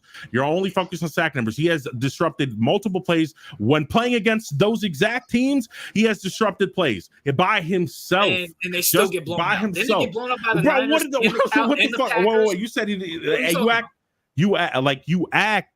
And first of all, you act like sacks are the most important thing. They're not. That's one thing. Yeah, that's you're talking about disrupting plays. I get that. At the same time, where are these disrupting plays? Quarterbacks are fucking all over the place. Like he's not. But that's the thing. He's also not rushing the pass all the time because there are times you say he gets. Talking about. Oh my gosh, bro! All right, go ahead. You say that he gets destroyed by running backs, for example. First off, there's not many linebackers that can cover running backs. It's a mismatch on purpose. But he can erase a tight end. You won't see a tight end because of him. He'll take up the tight end's time. And on top of that, the pressure that he causes when he calls, just like every pass rusher, is very important too. The sacks aren't all that either. Sacks are an overblown stat. That's right. Again, so we're talking about him as a middle linebacker, right? Well, we're talking about him as a overall. No, I mean, listen, he's so good, bro. He does everything. And pass rushing is one of them. He's good, but he's overrated. That's just the fact. He's just overrated. Like, I don't understand why people get mad. Overrated in terms of what? He's not. Well, yeah, he does disappear against good teams. Yeah, that's my point. All right, I'll put it to you like this. When you talk about greats, yeah. How can I put it? I've seen great performances. Everyone, you do realize if he continues at this pace, he's a first ballot Hall of Famer, right? You know that, right? All right, I'll put it to you like this. You can look at the stats and you can look at him against bad teams. When you need him to show up the most, he won't show up. So I've seen a lot of great performances from Micah from against bad teams, of course, and I've seen some good performances against good teams. But like on the map, like performances from Micah against like a playoff team, I can say that I haven't really seen that yet. I mean, now I think about it, like especially in the playoffs against the Packers, like he did disappear. I think the whole team disappeared, not just him. Twice. It's also one of those things that I've seen. This is not just I can't just slight that on Micah either. I've seen it on a lot of pass rushers that do the same shit. Like Nick Bosa, they're not quarterbacks. That's one. They're not quarterbacks. Perfect example when Khalil Mack when he was in his prime. He's overrated too. I've been saying that too. Overrated in comparison to what? Khalil Mack also was a game wrecker in many different positions besides pass and rusher as well, rushing and passer as well. So maybe there's a disconnect to the fact that they don't just rush the passer. Oh, that's a good point, TOP. Of course, yeah, he plays for the Cowboys, so that's why he gets glazed off a lot. Thank you, TOP. I mean, that's probably true too. Listen, Micah is good. I'm not denying Micah is very good, but no, he's elite. He's elite. Fine, he's elite. He just doesn't show up. He doesn't show up when you need him the most. There was like a good stretch where he was a non-factor. Literally a non-factor. We can sit here and talk about pressures and stuff like that. I watched the game. Everybody here watches Cowboys games because, let's be for real, they're always on the prime times games. There's times against the line, against good teams, you never see him. And don't give me this double team bullshit because Myles Garrett, Nick Bosa. Notice he's still in year 3. Better seasons than both TJ and Miles in both his 3 years. To notice that you're not going to bring up that we're comparing. You say he has better numbers than TJ. TJ, the year 3, yeah, I believe so. I think in his first 2 years, yeah, I think so. I think TJ is kind of overrated too. The way they fucking. I mean, I don't think TJ's overrated. Don't get me wrong, but like he's not overrated. That's why I put him number 2. But in terms of like where we're talking about first 3 years, Myles Garrett and TJ Watt, I mean, if Michael Parsons is comparable, if not slightly better than them. So if you can't be saying, he's overrated. Like when he's in year 7, like Myles Garrett and TJ are the year 7 or 8. I don't know what year they're on, or year 7 or 8. Micah came in in 2021. Mika came in 2017. Who do you think is good? No, go ahead. RJ, who do you think is the best pass rusher in the league? Me personally? Yeah. Either Nick Bosa or Myles Garrett. Oh my God. I would think Myles Garrett. Like Nick Bosa number one, nigga, he's in contention for number 1. Are you stupid? Who's number 1? You can take Myles Garrett number 1. Myles Garrett, but it isn't Nick Bosa, you dumb fuck. And Nick Bosa. And you have Mika above Nick. Let me look up the stats. Hold on. Let me look up the stats. I definitely have Myles Garrett 1 for me. Number 2 is number 2 is TJ. I've seen, I mean it's TJ, but you dumb fucking retard. What the fuck are you talking about? What are you saying? Weren't you just calling TJ overrated? Who, me? No, that was Brandon. Okay. I didn't call TJ overrated. The fuck? Oh, okay. Never mind. Stupid bitch. Like, what are you talking about, bro? You can put TJ number. Who's number 3, CEO? Okay, number 3. I have Parsons at number 3. Get the fuck out of here. Out of here. Yeah, I have Parsons, and then you can say Bosa at 4. Hold on. Because I know RJ's high on him. I have Crosby over both, and then I have Parsons at 4. And then I have Bosa at 5. You have Crosby at number 3? I think Crosby's super fucking underrated. I think and especially off of pressure. Because it's weird because the reason I can't put TJ any lower is because I don't think TJ is because TJ has numbers. TJ always has numbers. But I have Niner fan. I don't want to hear that. He's still one defensive player of the year. I have Crosby because of the pressure that Crosby causes. But Crosby is good. I am gonna put Parsons over Bosa though because I don't know Bosa. You guys are fucking retarded. Yo, you said DeMarcus Lawrence is over Parsons. You guys are fucking retarded. Bro, you put DeMarcus Lawrence over Bosa. You guys are fucking You retarded. put Bro, DeMarcus Lawrence over Parsons. Who's really wait? Who's really retarded? That is Whoa. beyond Look up ridiculous. DeMarcus Lawrence stats. I want to see who's really retarded. Go look up DeMarcus Lawrence stats. I want to No. I want really retarded. because that is dumb. But let's match up Nick Bosa and Parsons, because Nick Bosa had a great rookie year. So did Parsons. I think Parsons had a better rookie year. And since then, their numbers wise, I would take Parsons still. Look up Bosa's numbers. Fuck DeMarcus Lawrence. No, Bosa. You can argue Bosa's his numbers like. Pretty bad. Yeah, they're horrible. I mean, he's getting old, so you can't really. Come on. Let's be real. But so let's compare. Let's compare against Bosa. This is Nick Bosa right here. All right. So last year, 10.5 sacks, 2 forced fumbles. Also, RJ, just remember, sacks don't really mean nothing because Kayvon Thibodeau also had 10. All right, so what are we looking? All right, what are we looking for? You guys keep talking. They don't have a stat for pressure. You're right. No, we can't do that because I think pressures they make you pay for that shit, so we can't do that. Well, you can check PFF. They'll definitely have it. Yeah, well, I think they make PFF, you pay for that. Nigga. Well, I'm not looking at my computer, so I don't know. Oh, okay, never mind. No, they make you pay for those advanced stats, so we can't use them. Listen. Anyway. Okay, he's at least in your top 5. No. Also, stopping the run. He's probably number 5. Yeah. Stopping the run is important, like CEO says. Stopping the run is very. And all those guys I just named, maybe besides Crosby, stop the run better than. Nah. No. Who does he stop better than run? Than TJ, Miles, and fucking Nick Bosa. He might be a better run stopper than all of them because he can play. Yeah, he is. He can play. He's coming off of multiple different angles. No, I mean this is we're not Cowboys fans. You act like we're fucking Cowboys fans. He's played. You know what? I can't because he's not really going up against any good running backs this year.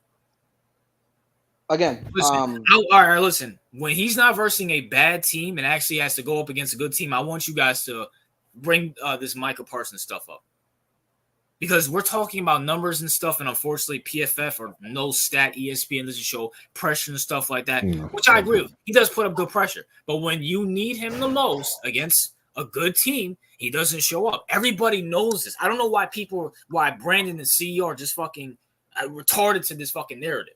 That was the whole narrative throughout the whole last year. Whoa. And we're acting like Myles Garrett in the playoffs wins the game for his team. That's bullshit. That's fucking bullshit. We know that's bullshit. He won it against the fucking Steelers. Big Ben was on his ass the whole fucking time. Yeah, no, but you know who didn't do anything? What? Hell, fucking, what's his name? What's this dude's name? CJ didn't fucking do shit until, they had Joe Flacco out there throwing pick sixes and stuff like that. Let's not act like Myles Garrett wasn't wreaking hell on that Texans offense until Joe Flacco just got in the fucking way. Right. And did they win, though? Did they win? No. They didn't win. Oh, yeah, okay. Yeah. Because that's what you're. We're gonna blame Myles Garrett. Well, that's what you did. That's what you did for Parsons, motherfucker. I got you. I didn't say anything about fucking wins. What are you talking about? You did. Yes, you fucking let it did. Rewind that shit. Rewind that shit. Yes, you did. I said Micah Parsons supposed to win you the fucking game. That's what I said. Yes, you said yes, absolutely. You said that. Yes. You need him the most. Okay, and they lost their fucking starting backup. They lost their fucking starting quarterback, and they still went to the playoffs off of that defense alone with Myles Garrett.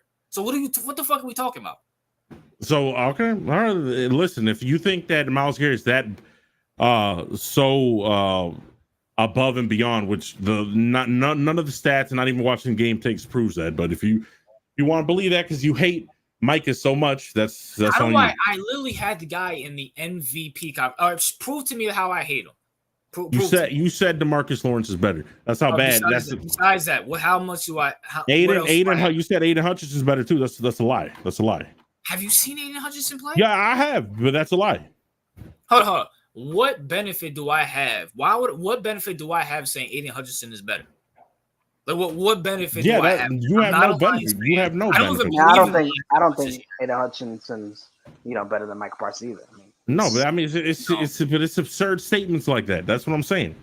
Max Crosby's better than him too. Have you seen Max Crosby play? Yeah, I see Max Crosby. Really good. Are we just going pass rushing, or can I throw in some middle linebackers here? Because I have a few middle linebackers that are better than him too. All right, go ahead. I got Well, Roquan's not a middle linebacker, right? No, he is. All right, Roquan, Fred Warner. Who else can I think of off the top of my head? Fuck. Besides those, there's a few that I'm honestly, the middle linebacker position, there's no depth in that position anymore. But you can say, yeah, there's better middle linebackers and there's better pass rushers. There's nobody who can do both like him. He does both. He does both at a high level. I don't think he does both at. I don't think he does both at. He does for the NFL. He's the best at doing it because he's not good at either one of those positions. To be honest with you, he does both at a decently high level. I'll say elite. He's elite at two different positions. I think he's just good at two of them, which is not a bad thing. I don't know. I have him as I think he's a good middle linebacker, but he's also a really good pass rusher. Yeah. Nobody can do it like he can. He can do both of those things. He can attack from all angles. He can guard a tight end. You know, he's what Isaiah Simmons was supposed to be when he came out, besides being a DB. And by the way, what tight end has he shut down? Like you guys keep saying, what tight end has he shut down? I'm saying he's fast enough to guard a tight end. I mean, you can't unless we're going off for projection. We never seen it. Unless you want to. Well, we don't. I mean, do you have a specific game to use as example? I mean, no. I'm asking you guys because I never seen him shut down a tight end. They got to use tight ends to block for him. They got to use tight ends to block and double team. No, I'm talking about stay with him to use the fucking tight end. Dallas got to cook the fucking Cowboys. What are you talking about? That's fine, but that's probably also they don't use him specifically for that. I'm saying he can. He can stay with it. Wait, what did you say about Dallas Goedert? No, wait, hold on. Dallas Goedert's on the Cowboys, right? No, he's on the Eagles. Yeah, Dallas Goedert cooks on the fucking Eagles against the Cowboys. That doesn't mean that a Parsons couldn't stay with him. They just okay. Use him for that. But if he's cooking him, obviously he's not staying with him. Again, he can be with them. He can play different positions. Okay. Well, I mean, I don't. Dallas Goedert puts up 100. Dallas Goedert puts up 100 in the touchdown, but he's staying with them. Okay, got you. Yeah, I mean, you're taking it from fucking literal he's on him all game standpoint. I'm saying he can play multiple different positions. He might not be on them all for the whole game. He'll be on them for one play, 2 plays, go back to brushing the passer, go back to playing the middle. That's just how versatile he is. I'll say this. Mika is good at everything. He's not elite at anything. I'll say that. Dallas. I'm trying to look at the. I guess we got to call it that there because once again. Hold on. I love the fact Bro, he got 30 yards against Dallas. Let me just say this. Let me say this. I love the fact how Brandon and CEO are coming at me now. Watching like a couple seasons or hell this season when Mika, you know, I won't say against good teams, especially when the Cowboys fucking suck because Dak's gonna have that Dallas defense out there a lot. They're gonna be like, dang, RJ might have been right because that always happens anytime I call something out before it happens. No, I'm not gonna say that. Like what? Besides Quentin Johnston, when the fuck did I ever say that? The Giants, you said when I said the Giants are not a New York team, you said, you know, I'm starting to kind of realize that no one in New York really gives a fuck about the Giants. Are we going to count Daniel Jones or no? What are we going to count Daniel Jones? Well, when did I ever give you? I'm not believing Daniel Jones. You won't cop to that one. I'm trying to think. There's so much shit. Fuck. No, that's CEO. Never mind. And as far as the New York, New Jersey thing, I never specifically said that. I just said New York Giants fans that you and some other people who said that for the most part, Giants fans are pretty pussy. I did agree with you there. No, we had a whole conversation about how New York fans. You even said it. You said the Knicks, the Yankees, and the Mets will all come before the Giants. And if you were going down the city and start asking questions about who's your favorite team in the yeah, that's not me saying, damn, RJ was right. That's just me agreeing because it's true. All right, so you're saying I'm right. You agree with me. You agree with me. You're fucking bullshit. Saying that, oh, fuck, RJ proved me wrong versus I agree with RJ are two different things. That's your point was saying that you proved us wrong. All right, CEO. If I say something and Brandon disagrees, but he agrees with me, he's agreeing that I'm right. I would assume so. Okay. But what am I disagreeing with? That then I said, that you're right afterwards. Conversation because I said no one in this city in New York cares a fuck about the Giants. You got butthurt about that, and then whatever I agreed with that. What are you talking about? I always said that Giants at fans. first you didn't, and then you said I'm coming to the realization that RJ might be right that no one in New York City cares the fuck about the Giants. The only thing we talked about was Giants fans being pussy, which is true. I don't even remember. I know the one time that I did say that you were right, like fan base wise, was when we were talking about like, oh, how different fan bases in New York act like, the Giants and the Knicks, for example, right? But that was more just comparing fan bases. Where are we getting? How do you spin this shit to the fucking Giants fans and shit like that from Michael Parsons? Because I understand why you guys are hyping up Mika because it's his third year. I feel like he's been in the league forever. Maybe it's because I watched him at Penn State. But over time, when you see him disappear in playoff games, if the Cowboys make the playoffs, that's another hot take I have. But we're gonna see, especially since they're versing big. When he doesn't do shit against the Ravens, then you guys will see how he disappears in these big games.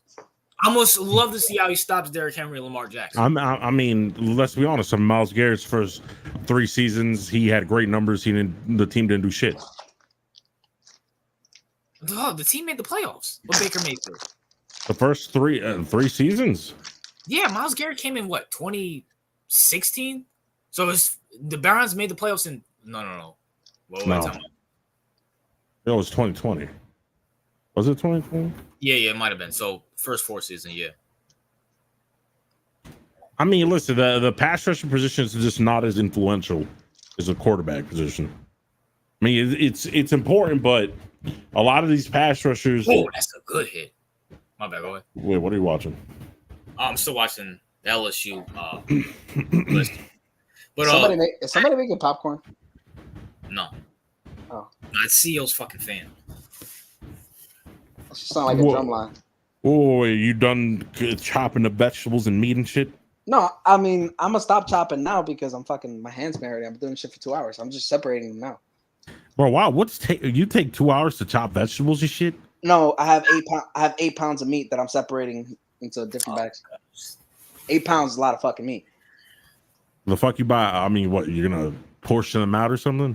Yeah, I'm just portioning them out. I'm still looking up the topics. Listen, right now I'm house husband. Okay, I don't have a job at the moment, so I'm being a bum, just cooking at home. You do have a job. You're Unfiltered Sports Podcast bodyguard. Wait, yeah. You left IHOP? I left Houlihan's, yes. But what, you don't like it? Well, I wanted to be your bodyguard full time and focus on training. So yeah, me and C are going to the field this week. You know what I'm saying? CO, we need all the protection we can get. Yeah, as long as they don't have guns, we'll be okay. Brandon said he's running towards the guys with guns, so you know what I'm saying? I mean, they're gonna be aiming at our heads. It's not like he can reach up there anyway. I could jump. There we go. Get him steps. So we'll fucking figure it out anyways. Let's talk about Brandon Ayuk re-signed with the 49ers. Also, this is another thing also. Fist said it, and I said it on his stream. The salary cap does not fucking exist. How the fuck did the 49ers re-sign fucking Brandon Ayuk? This is beyond fucking ridiculous.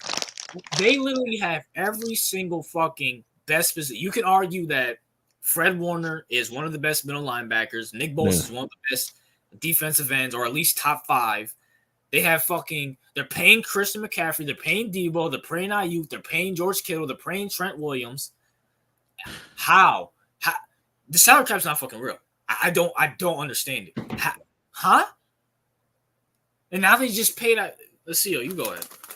I mean, yeah, I mean the salary cap manipulation is top tier in some of the elite teams, but yeah, the Niners are paying everyone, which is weird. They're probably going to let go of Debo next year. If I had to guess. They paid Debo last year.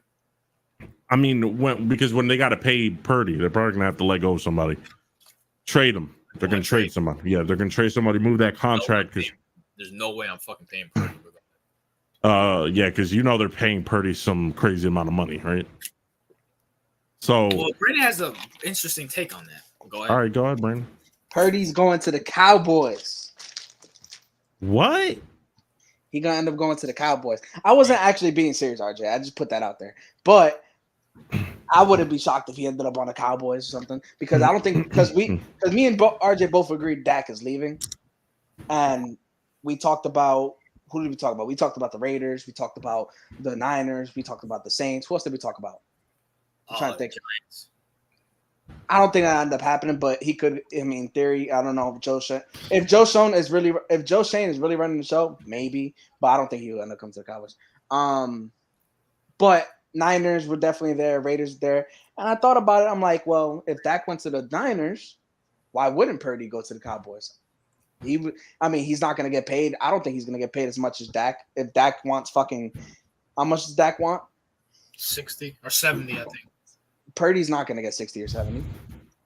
So I don't see why he wouldn't be able. I mean, who do they have? Trey Lance. They're too good to draft anybody. So who are they going to get? Shador. I'm trying to tell you. Unless they trade up for Shador. But I personally think Deion's going to manipulate it. I'm telling you. I personally think Shador is going to end up. I think Shador is going to end up on the Raiders. That's a possibility, but I think Shador ends up on the Raiders. I think he ends up going to Vegas and taking advantage of the growing Vegas market. Listen. For anybody who's gonna come in here and try to shit on me for Miller did not do shit. Okay, let's not act like Miller did anything in this game. But go ahead. Listen, I wouldn't shock me if Purdy made his way to the Cowboys. I mean, again, who else are they gonna get? Purdy's not going to the Cowboys. No, he's not. Dak leaves, they're getting Shador. I'm trying to Deion already said it. This is an Eli Manning situation. Hold on. If Arch Manning has pull, you don't think Deion fucking Sanders does? Get the fuck out of here, bro. Well, didn't Deion say he was going to do the exact same thing for Travis? I believe so, yes. By the way, he said he wouldn't mind Travis going to the Ravens. So, you know what I'm saying? Oh, that'd be fun. That defense would be elite. Do you think? Me and RJ were talking about it. You think Travis gets drafted as a DB or as a wide receiver? A DB. He's a DB. I mean, he's a better DB, but I don't know. I think if he wants to get money, he's probably gonna want to become a receiver. Because it comes down. It's Travis's choice at the end of the fucking day. Yeah, he might. Yeah, that's a good point, CEO. He might want to, but this is why I hate the fact that he plays wide receiver. Like he should. Yeah. First of all, time out. Deion, why you have two good wide receivers? Why the fuck are you using? Bro, he played 140 snaps in the first fucking game. He's going to get injured. Yeah, we're gonna talk about Deion. But Deion's trying to win. Deion's trying to win games. You know. Well, matter of fact, we could move into that right now because Ayuk. I mean, he re-signed with the Niners. The Niners, they have all this talent. They're not gonna do shit. Nah, like with that. Yeah. I mean, that's true. But with Ayuk, hey. I mean, David, you're talking about choking. Listen, Kyle and Dak, they both choke. It'll cancel each other out. Don't worry about it. Nah, I'm saying with Brandon. So, do you think it was a good Brandon Ayuk? Do you think it was a good move for him? It was a good move for him to take 30 and stay with. By the way, this is the same offer they gave him in August. Well, I mean, not in August, like months ago, and then he did all this shit for nothing. I'm really surprised. He didn't end up leaving because after these wide receivers are like, oh, I was disrespected. I have to go. I mean, he could have went to the Patriots and got more money, but I guess he still want to stay with the Niners. Which honestly, I get it because who wants to be part of the Patriots post Brady era anyway? Yeah. So he made a good move. He made a good move, bro. Made a good move. I mean, at the end of the day, money talks. So, yeah, but listen, would you rather get $32 million, right, and play with Drake May and the Patriots, or $30 million and play with the Niners with the stack roster? I don't quite know what Brandon Ayuk's fucking his end game really was at the end of the day. Like, obviously, was to get paid, but like you said, he took the same shit that he was offered in the first place. So yeah, I mean, basically, he did all that for nothing. He just did it to see what he'd get. Got nothing. Said fuck it, whatever. I'll just sign. And maybe again, people were the same thing. He said, I might as well just stay with the Niners. But I wouldn't be surprised if Debo got paid, didn't he? Yeah. Yeah. So I was gonna say they would end up getting rid of Debo, but he already got paid. But even then, Brandon Ayuk's a better receiver. He's pure receiver than Debo. So you never know. Money-wise, comes down in a couple years. They might have to get rid of one. Listen, all I gotta say, if the Niners don't win anything this year, they're toast. All right, They're not, done. so they're toast. Yeah, they're done. Sorry, David. Sorry, Niner fans, but if y'all don't do anything this year, bro, because there's no better chance of winning than this year. After this year, it's downhill. I'm telling you. Yeah, That was the same thing with the Bills. I think their window's done, and that was like the Saints after losing to the Rams, their window was also done. So it's been evident with many teams. Niners are next, and I don't know. Maybe they should fire Kyle. Speaking of that, we'll stay on the NFL. We'll finish up the NFL. Dak's still not paid. Does he stay with the Cowboys or go somewhere else? Listen, Dak is in a great position, believe it or not. Yeah, because there's a ton of teams out there that are more than willing to give him $60 million a year. Like, and I'm not joking. Like, I could definitely see the Raiders doing that. I could definitely see the Giants doing that post Jones, right? I could see a lot of quarterbacks. Who knows? I'm not sure if what's his name, the Jets, if this Aaron Rodgers shit doesn't work out right, they could pay him. There's so many teams out there, and maybe like I know the Rams, like after Stafford, right? If they want to let go of Stafford early to avoid the aging, they could pay him. Like there's so many teams that could pay him $60 million, and the Cowboys could pay him $60 million after this year. But I don't know, if you're Dak, bro, you're in a great position because and by the way, for those people who say, well, if he gets injured, like what's the worst case scenario? He gets injured, right? Gets an ACL tear and gets what, $55 million from the Jets next year? I think that's it for Dak in Dallas. I think he's out of here. Go ahead. But he wins either way, right? Well, yeah. I mean, is he good enough to get? Well, I wouldn't say he's not good enough to get. He'll get paid somewhere else, obviously, but he's not going to get the money he wants. He's just going to use the leverage against Jerry Jones, see if he gets it, and if he doesn't, he's fine. Like I said, that's why I think he'll play good this season too. I could see. Damn, I really think Vegas goes for Shador. So I wasn't the one that brought up the 49ers for Dak. That was RJ, and I'm probably going to piggyback that one if he's actually serious because I think that's a real possibility. Nobody talks about the Saints, but the Saints are also a possibility. Oh yeah, you're right. The Saints are a possibility. But listen, he's getting $60 million, bro. That's what I'm saying. If he doesn't fuck up his shit, he'll get $60 million from some other desperate team, right? Yeah, he won't be as relevant as with the Cowboys, but he'll get his $60 million, whether he deserves it or not, right? Because we talked about how absurd the quarterback market is, right? Whether he deserves it or not, he's getting his $60 million. So he's good on that. He's good on that end at that point. And by the way, if you're Dak, right, at some point, bro, I mean, you've been in Dallas, you got the superstar treatment because you're a Dallas Cowboy. But at some point, that circus and that kind of like atmosphere, like at some point, you had enough of that shit, right? Like you want to go somewhere where you can actually fucking win. Or at least somewhere that won't fucking talk about you 24/7. Because at some point he could be tired of the media. You know, a lot of players don't like. A lot of people think they like the super fame and shit, but a lot of players don't like the media and shit. In markets like New York and fucking Dallas. All right, I got that going back to the Cowboys off the simple fact. I mean, I might as well come out and say it. The Cowboys will miss the playoffs this year. I am not high on the Cowboys. The Cowboys, people talk about the Niners, and once again, you justifiably so, but people talk about the Niners, people talk about I don't know, just the Eagles and stuff. I think the Cowboys are going to have a collapse. Number one, Mike McCarthy's a bum. We can all agree with that. Mike McCarthy's a bum. They lost Dan Quinn and replaced him with Mike Zimmer. And yes, Dan Quinn, Dan Quinn's good. He's decent, but I think he's way better than Mike Zimmer. So I think that defense takes a step back with a worse defensive coordinator. I don't know who their offensive coordinator is. If anybody knows on this panel. No, I don't know. I only remember Kellen Moore after that.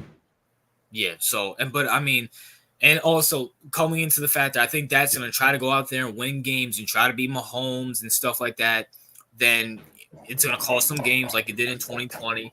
So I think that's going to stay with the Cowboys because I think teams are like, damn. So when the pressure's on the line and when you – Yeah, but if they miss the playoffs, wouldn't that give them more incentive to get rid of them? But I think they'll keep him if they offer him a price. I think he'll stay there because I think other teams will be like, no, we're not paying you as much. Because let's be honest, they already offered him a contract, right? And I'm assuming like they're not offering him some Daniel Jones money, right? They're probably offering him like 55 million or 50 something around there. So they're not offering him like chump change or something like that. So obviously, if he didn't sign it, it's because he thinks he's worth 60 million, right? At least. And plus, also, CEO, you also got to realize all the teams that are probably going to want him don't have the talent that the Cowboys do. So, yeah, I mean, the only one that maybe the Jets, maybe, because Aaron Rodgers, if he fucks up, like if he's trash, bro, then they're probably going to get rid of him this year, right? Well, his contract's up after this year. Yeah. What if Dak went to the Niners and Purdy went to the Jets? Man, what the? I mean, here's the thing, bro. Aaron Rodgers goes to the Cowboys. Listen, Purdy. And Aaron Rodgers goes to the. Well, no, Aaron Rodgers goes to Minnesota. J.J. McCarthy goes to Dallas. There you go. This is how it will play. This is how it's going to play, right? If Dak goes to the Niners, he'll get better, slightly better. Okay. If Purdy goes to the Cowboys, he will be dog water. Okay, he'll be shit. I agree. He'll get murdered. Like I'm not even joking. Like, you think there's good offensive play calling? You think McCarthy's fat ass is going to call good plays? And good luck with that. McCarthy is a Super Bowl winning coach. No, okay? I want to hear that. Yeah, like he got Aaron Rodgers. He got Aaron Rodgers a ring. Don't forget that. No, Aaron Rodgers got him a ring. That's one. All right, that's one. And I'm gonna keep it real with you, bro. I'm gonna keep it all the way real with you. I don't think Dak fits in San Francisco. I think not Brock Purdy. I think Shanahan wants to check down quarterbacks. I don't think Dak is that.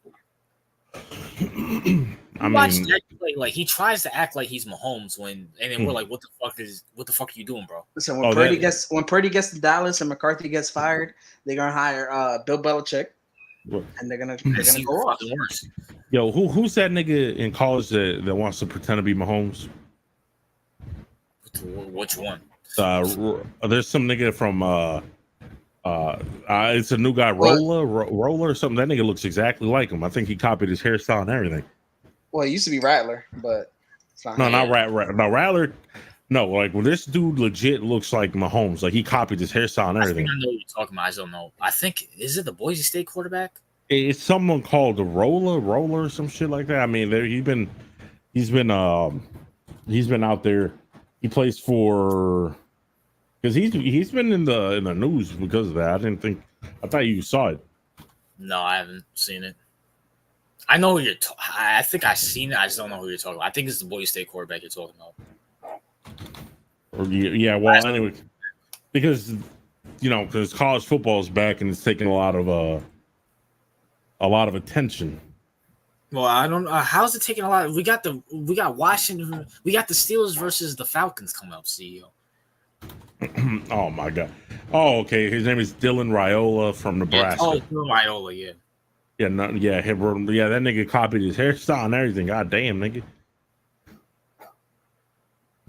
Brandon quit. Dak won't ever be a 49. I hope Dak goes to the Niners or not the Niners, the Giants. Listen, David, you might be real disappointed, David. What's up, Mac? Sorry about you. Yeah, what's good, Mac? Hey, Brandon, you're telling me you wouldn't welcome Dak with open arms in New York? I don't know. I mean, what is Dak gonna do any different here?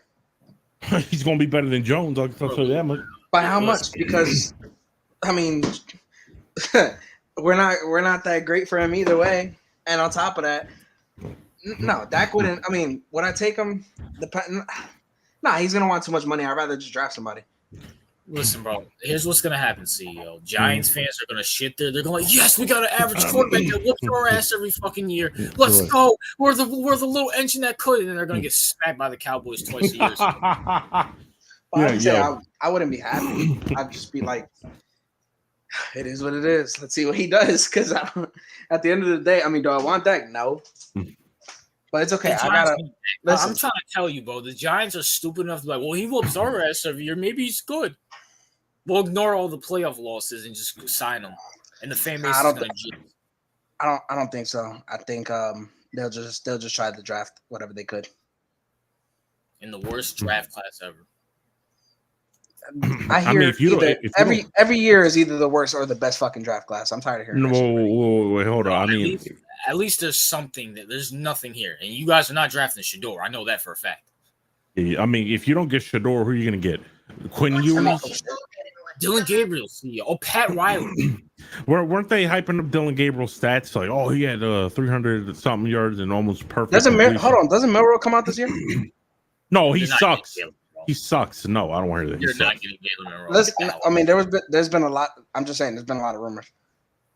Yo, I saw him play, bro. He's in buns. I don't want to hear that. I'm just saying they're probably gonna try to draft, and if it works out, it works out. If y'all get Jalen, if y'all listen, this is what the Giants will do. They'll draft someone like Milroe, which sucks. All right, I've seen him play personally with my eyes. He sucks. You'll get Milroe, and then Milroe will be like, and he'll stink it up for a year or two, and then Milroe's gonna be like, this is why we don't hire black quarterbacks. All right. Yes, you know that that'll be his. If they get a black quarterback, it's gonna be Dak. Someone who's buttoned up. Yes. Yeah, fact. Yeah, it would be Dak. Yeah, but since we're on the topic, we should talk about Deion. Hold on, before we start on the Deion topic, I'm very, very disappointed in both of you for not putting Angel Reese breaking the rebound record in your top. Oh my god, I hate it. I am very disappointed in you guys. Listen, bro, I'm tired of hearing about Angel Reese. At least with Caitlin. Yeah, I'm tired. Listen, with Caitlin, I'm hearing less, right? Because she's the flames have been going down a little bit. Now it's more Angel Reese. By the way, it's forced Angel Reese glazing. Okay. Well, I'm not gonna say why it is. Oh my god, she got all these rebounds. I'm like, yeah, nigga. Like she missed 4 shots, 4 layups in a row. Got it back instead of kicking that shit out to the 3-point line. She kept trying to make the fucking layup after missing it 3 times in a row. The thing is, the reason you're hearing more about Angel Reese is because The View had said that they hear about Caitlin because Caitlin. So you watched The View, you fucking. Hold on, shut the fuck up. Shut the fuck up. Hold on. First off, I have to watch The View because I gotta watch game film before we go. But nonetheless, okay, you have to understand. The View said that it's because she's white and pretty. That's why they talk about Angel Reese now. All right, because she's not white and pretty. So throw that out the window. They called her pretty. All right, so there you go. Well, yeah. Well, first of all, Caitlin is about the most average white girl I've ever seen in my life. That's one. Listen, because of that, that's why you're hearing about Angel Reese breaking the record, and you should be happy that your Black Queen RJ, is breaking records. She's the best LSU player. She's the best LSU player of all time, according to Shaquille O'Neal. Okay. Listen, I'll say this. Listen. Let's just keep it a buck, all right? First of all, I seen stuff about the Angel Reese. They keep hitting her on the court. I saw some of the highlights of that, right? Oh, shit. As soon as I mention Angel Reese, fucking Michael pops up. There you go. Yeah, but like she got – listen, and we said this before, right? Like with the because they're hitting her on the court now, right? I saw that shit. Her teammates don't help her that much, by the way, anyway. Or Angel Reese. No. Caitlin Clark, the Sky Chicago town. You didn't see that? Shot over, yeah. Yeah, they beat listen, I saw that. That was purpose. That was on purpose. That was not no accident. And this is the thing about women's sports, right? You're a sim, Mike. And but like I said, right? This is the difference between women's sports and men's sports. If you did that to Curry, right? Yeah. His teammates would try to beat the shit out of you. Men back each other up. The same woman on Caitlin's team really don't stand up for her because they're jealous of her. So, like, men don't do that. Remember, CEO Charles Barkley. According to Charles Barkley, men are more petty than women. Yeah, men are more petty. But it's funny, right? Like, you'll have $100 million player, right? Whether that be in football and then you'll have somebody getting minimum wage coming out to defend them in men's sports. So I don't like it's funny how that works. The men doesn't like, even if you make more, they don't care. They'll defend you, but the woman will look back and be like, "Oh yeah, bitch, you deserve that because you make more money than me." So I just wanted to point that out. And by the way, yes, they're jealous. So like a lot of these women are jealous, especially Angel Reese. Angel Reese is jealous of Caitlin Clark. I cannot stand her. The jealousy is through the roof. Okay. She hates her because in Angel Reese's mind, she thinks that people love her because she's white. Okay. And no one loves Caitlin Clark because she's white. There's been white women in the WNBA. There was that corny hoe. What was that corny hoe's name? Whatever. There's a lot of white women in the WNBA, and no one gives a rat's ass about them, right? And by the way, Angel, no one's looking at Caitlin Clark because she looks good. All right, that's bullshit. All right, so they like her game, okay, and women like Angel Reese are bullying her because they don't like her because she's a white woman who's taking the attention from them. So that's just the reality of the situation. And as far go ahead. Also, I want to bring it to a bigger point, CEO. Master J and Kaiju. I know Kaiju's not in here, but he'll probably watch the stream. For all you people who want woman leadership, look at the woman leadership in the WNBA. You have the commissioner coming out and saying, listen, I think Caitlin Clark's going through fair treatment stuff. Another woman. See, let me tell you something. Let's make the comparison to the NBA. Yeah. Michael Jordan came on the scene. What did David Stern do? He protected him because, this guy's fucking box office. Right. Caitlin Clark got these hoes from driving buses to Spirit Airlines. You know what they say? Let her fucking die out there because we don't fucking like her. But Kaiju and what's his name, Master J, who grew up in single mother households. I know you guys say you have fathers, but I'm finding that fucking hard to believe. You see, you have something that works. Men, even if whatever this, if me and CEO hate each other, which we fucking do, I hate this queer. But the Unfiltered Sports Podcast works.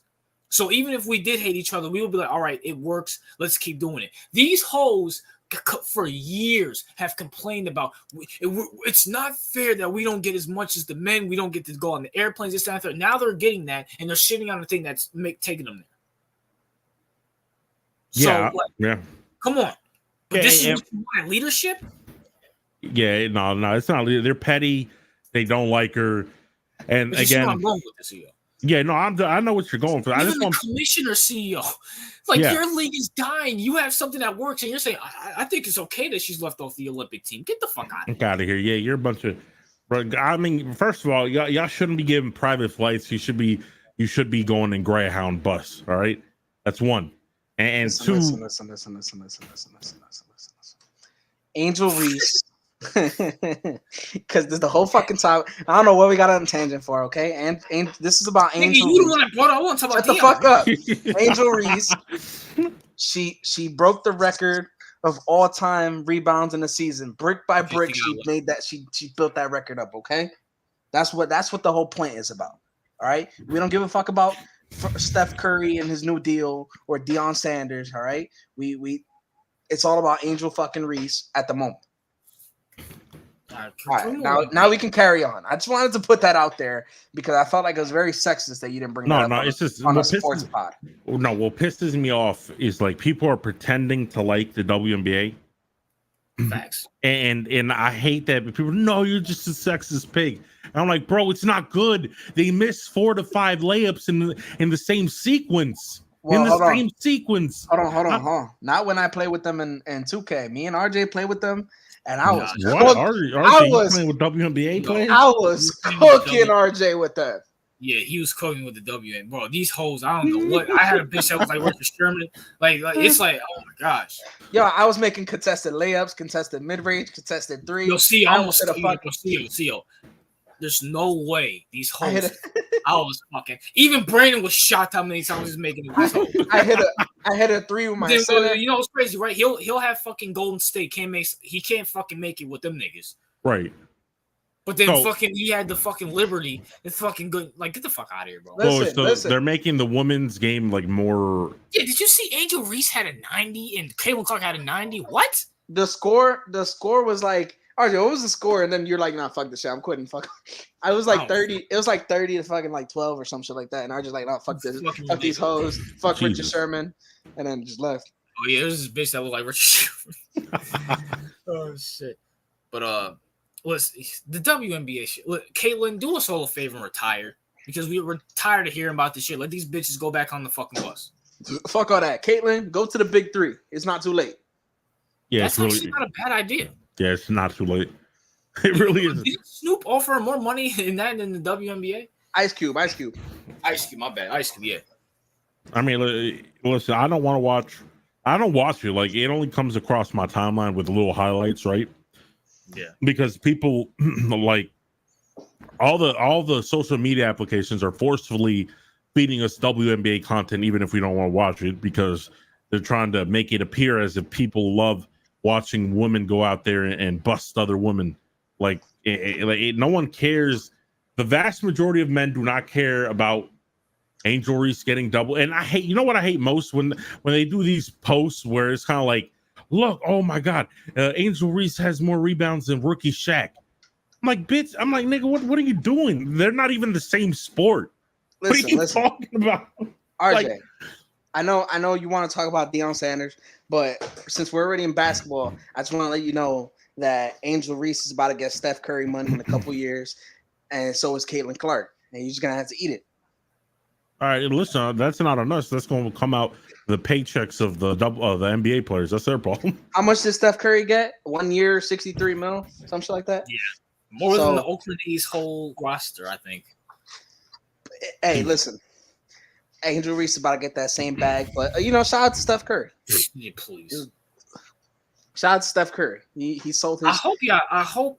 Listen, I hope all the fake people love it because when when Caitlin Clark, because Caitlin Clark's not that big, so when she gets really fucked up on the court and she can't make all these threes, I hope all you hoes know when you injure this bitch and she's not entertaining as much, y'all going right back on that fucking bus. When you talking about bus, they gonna be fucking walking. Bro, yeah, facts. I mean, yeah, facts. All you hoes should be basically, y'all should be like, yes, Miss Clark, what do you need, bitch? Because if it wasn't for her, bro, first of all, you would never make it on the podcast. That's one. Or we would never be talking about you. And second of all, you wouldn't even have Mike simping for WNBA players on his fucking community post. All right, WNBA players that don't even look all that. You said what? WNBA players that don't even look all that. That got their eyes separated fucking 5 inches from each other. No, the reason they don't look like that is because when women are like 6'7", they tend not to look that attractive because they look like men. Well, I'm sorry. I'm not trying to be a sexist pig or nothing. I'm being educated. Like, bro, like imagine someone like Angel Reese, right? Like, if you put Angel Reese next to Brandon, like you're gonna have to give her head. Like, that's how bad that shit's gonna look out. Like, you're gonna be. It's gonna be comical. All right. We're at that point of time. I think Angel Reese looks better than the average WNBA player because they're all dirty lesbians. So, like Brittany. Okay, I'll say this: would you rather look at Angel Reese or Brittany Griner? Or Brittany Griner. I think her name is. Listen, Brittany Griner. That's pops right there. Okay, don't talk about Brittany Griner. That's pops. CEO also. Also, tell me, can I get bro? CEO, I said that thing was a dude, bro. You saw it without a shirt. Yeah, that's a dude. Yeah, that's a dude. And I think Brittany got her breasts removed or some shit like that. Appreciate the dollar, Jordan Francis. God bless her. Then she got her breasts removed or some shit like that. I mean, maybe she did, but the thing is, how? All right, that's a dude still. I mean, wait. Here's the thing, right? Because when we saw that picture, like there was no surgery lines.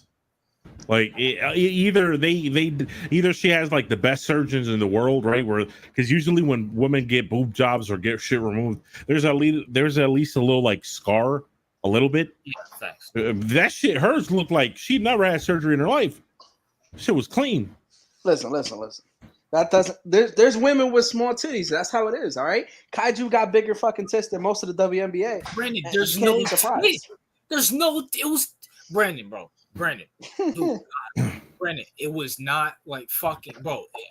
To be fair, I haven't seen the picture, so I don't know. If you saw the picture, I'm gonna look it up. Let me look this shit up right now. Fuck yeah, look it up. Yeah, I'm pretty sure we can show it. It's not a big deal.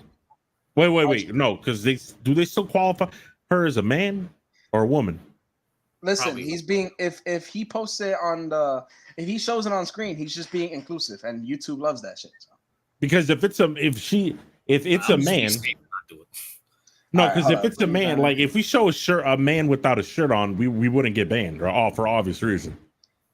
Nah, that's crazy. There, you saw it, right? You saw it. Yo, that's crazy. So what are you telling me after you saw that?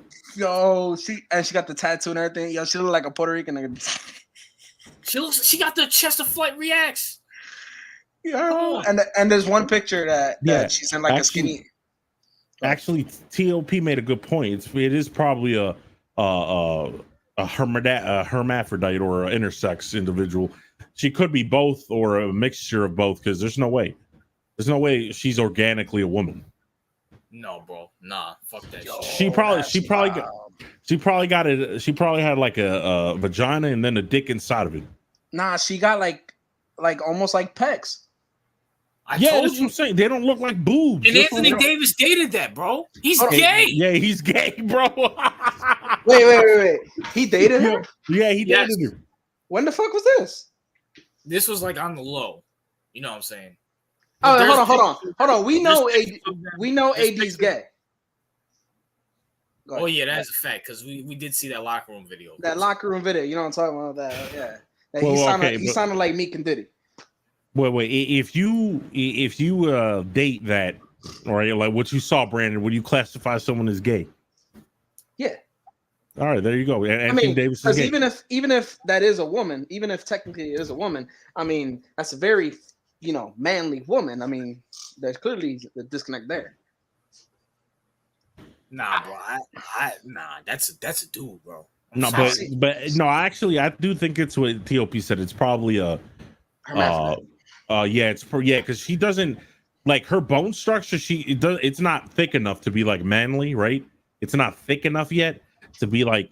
So he's probably true. It's probably like a woman or a man or both. Like she's probably an intersex individual that has certain parts of her body that are male and certain parts of her body that are female. Hell, even that female boxer that beat the shit out of the other, she looks more woman than fucking her. I mean, I don't know. Khalif looks like kind of like a dude. I ain't gonna lie. I mean, I had a coworker named Khalif. He was the blackest fucking dude I knew. So that makes you think. No, because some people have both, RJ, right? We used to call them freaks, but now we call them hermaphrodites. No, we call them queer.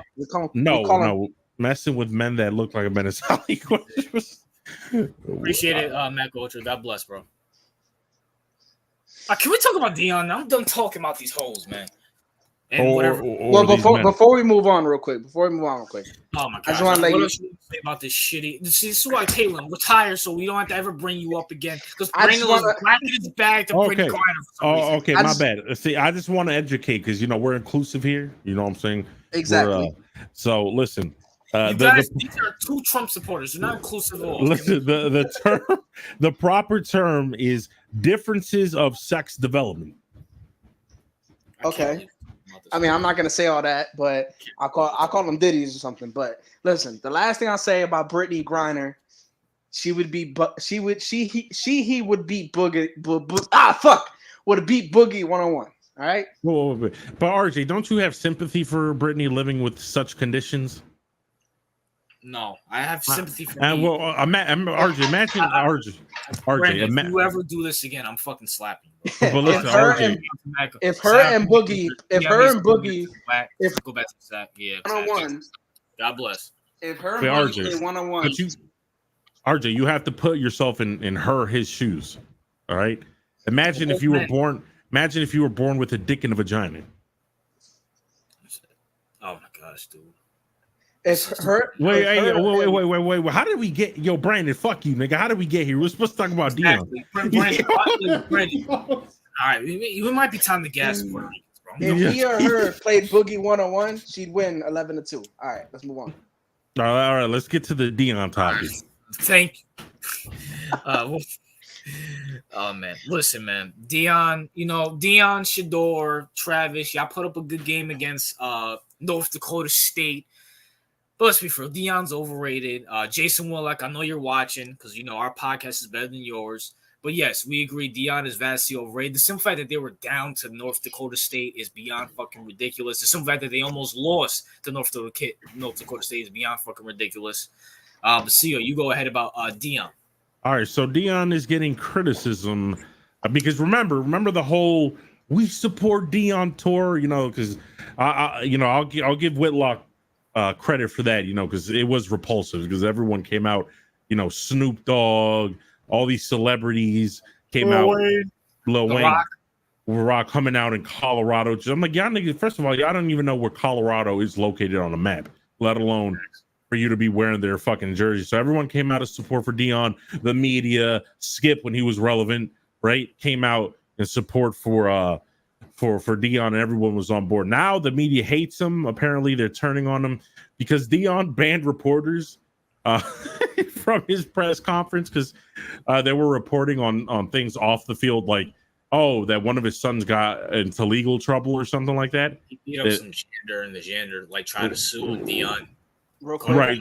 I don't know what Matt Gosher meant, but if I think he said some bullshit, but by mistake, because he said Travis would have been a first rounder if he went to Alabama. He's probably going to be a first overall pick. Yeah, Matt Gosher, come on, man.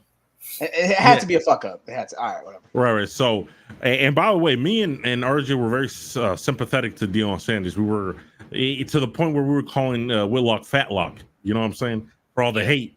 But you know, credit where credit is due. You know what I'm saying? Fatlock had some good points. You know what I'm saying? Deion is vastly overrated, and you know he's not a good head coach, and also he treats the media like shit, and he shouldn't because all those clowns were supporting him, right? So he basically banned a network. He said something like, I don't know if it was ABC or NBC, CBS. He said, no, I'm not taking any. And the dude that was in the room wasn't even the one that reported it. It was some random CBS reporter, but he was from a local affiliate, but the person that criticized his son was the main CBS. So he basically said, well, we banned all CBS and they didn't take any questions. So now the media is shitting on him, rightfully so. You know what I'm saying? And they're pointing out what Fatlock has been pointing out, that he only went to Colorado to prop up his sons and Travis Hunter. And basically that's all he cares about. And that's actually true. Hey, man, listen, when it comes now, I don't think me and you shit on. I think we shit on Whitlock for over exaggerating. Yeah, that is true. Yeah, we did. We said Deion's not a good coach, and we pointed out the fact that Travis Hunter should only be playing DB. He should not be playing both sides. That's not healthy for him. That's right. It's not healthy for him. We don't care if he's 21 years old. This is still football, so you know it is what it is. But at the same time, I mean, we all listen. I don't even know because I don't want to shit on Deion. But then yet again, I know like he's not a good coach. Like he's just there for Shedeur, Shiloh, and Travis. Listen, he's there for Shedeur and Shiloh. Travis just tagged along because maybe they're friends. Here's the thing, right? Out of those three, the only one with like super talent is Travis. Yes, and he's not even related to them, so that's why he basically tagged along because Travis was good. Now, the abuse of Travis, I don't like, and I think you don't like as well, because if you're a good head coach, right? Mm-hmm. Why are you? Because you're taking literal years off of this dude's professional career. I hope people realize that if you play two positions in football, like you can do that in baseball with like Shohei Ohtani, right? Yeah. You can do that because it's not a contact sport. You can do that, but you can't do that in football. Like you're playing both. You're basically taking double the wear and tear that a player that plays one position would do. That like in high school football, most players play two positions. I either play D-line or offensive line. Most players play two positions. You do that in high school. Once you go to college, you don't do that ever again. So it's more physical and fast paced. Exactly. And if you're like a 5-star recruit in high school, they still only make you pay one position for the most part. Right, exactly. I was actually during like half of my years, I only played offensive line. They took you off. So he's right. Even in high school, right? They take you off of positions. And this guy has Travis, obvious first rounder, probably a top 5 pick, if we're being honest. Right? I agree. You taking him, you're putting him in a position where not only is he confused as to what he's going to play and what other teams are going to view him as, but also he's double the chance of getting injured, double the usage on his body. So that means his professional career is going to be a lot shorter and his prime is going to be a lot shorter. And you're doing all that to bring attention to help Shador because you need him as a receiver. Yeah. And you don't even need him as a receiver. You have Jimmy Horn Jr., who's legit, and you have that FAU wide receiver. I think it's Roy something. I'm forgetting his name, but he had like 1,000 yards. He has talent on the offensive side. Put Travis at DB. No, I agree with you, RJ. And by the way, I don't care what Travis says. He's like, oh, I can do it. I want to do it, coach. I don't know. You tell Travis, bro, I'm an NFL player. I'm a Hall of Famer. I know how this works. You're gonna shut up and play one position because we're not gonna fucking waste your body away trying to think. Because Travis right now thinks he's Superman, right? Yeah. He's not Superman. He's like what 105 pounds soaking wet. Yeah, he's not. I don't think he's 6 foot, CEO. What I'd say about this is, as far as because the valid complaint is about him, abusing Travis. Besides that, there's not much to criticize about him as a coach because nobody expected him to be a good coach. He was only getting the overhype of him was beyond. Well, yeah, but all right, people with a fucking brain. The media's always gonna hype shit, but the overhype, the people with a brain knew he wasn't gonna be all that as a coach. And at the end of the day, he's just trying to get his son along. That's really the only thing. We know he's not gonna stay in college. Oh, well, come on, Brandon. You just defeated yourself. No one's talking about the fact that no one comes out and says, even the criticism of him, no one's saying he's just there for his sons. Let's be for real. But we know that's the case. No, I'm talking about in the general consensus. Oh, and by the way, we're not saying Deion's a bad father. Okay, that's not what we're saying at all. Absolutely not. Football coach. Deion's such a good father that he's fucking up another kid's career to help out his own kid's career, right? That's how bad. That's how good of a father. Whole college, to be honest with you. Right, whole college, right? So he's not a bad father, but when you're a head coach, you have to think about the other kids in the program. Other students in the program, and if you're not doing that, and he's not doing that, he's got to go. He's only there because of Shiloh and Shador. So he's right. I mean, the criticisms against him were right, and you're right, RJ. We never believed in Deion as a coach. We just didn't like that. Fatlock was basically complaining that how much coffee he drank in the morning and stupid shit like that. Right, sunglasses and shit. And as someone who Travis Hunter is one of my favorite players, it is beyond ridiculous. Like. And CEO, to throw out another stat out there, Travis Hunter, even in Jackson State, has gotten injured every single year. Yeah, he did. So if your Ravens draft him, just know, No, yeah, but I'm glad that the NFL is not as stupid as Deion is in terms of destroying Travis's longevity. Once he goes to the NFL, he won't have an option. He will pick a position and he will stick to it. He's gonna pick receiver. I don't know if he picks receiver. That's what we were talking about. It's the money. Can I just say something? Are we Travis he's not as good. Listen, the money, yes. I mean, first of all, cornerbacks get paid, especially if you're an elite cornerback. Yeah. And I'm Travis, gonna keep it real. Are we sure he's not elite. He's not an elite receiver. So he's not going to get big money. No. He's listen. First of all, there's a couple of things out there, right? Mm-hmm. Yes, receivers get paid, but soon there is kind of an oversaturation of receivers. Let's be honest. Yes. We already have the legit players, even the older players, like we said before, like Mike Evans, that are still playing at a high level, and then you got. You got all these players in between, like DJ Moore. What's up, CG? Long time no see, bro. Hope everything's going good, man. Yeah, what's good, CG, bro? Yeah, facts. I hope you're doing good, bro. But yeah, like I was saying, right? Mm-hmm.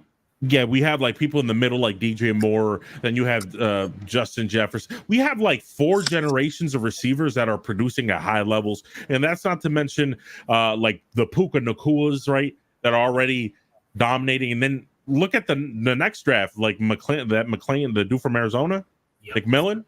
That nigga looks like a fucking beast. Marvin Harrison Jr. Neighbors. Like, there's an oversaturation of these guys. And not to mention, Ohio State already has like 2 more good receivers on board. Yeah, facts. Like but cornerbacks, that's different.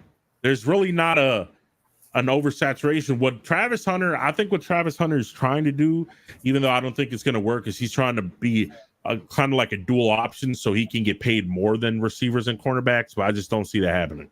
That's not going to happen. See, you bring up a good point that if there's an oversaturation of wide receivers, there could be a day where they pay cornerbacks more than wide receivers, and like, hey, listen, if you're a lockdown corner, if you're a prime Jalen Ramsey, dang, there's like 30 good wide receivers in the league. We need a good shutdown corner. If you're top 5, you would make more than wide receivers because they'll be like, okay, we can find another good wide receiver in the draft.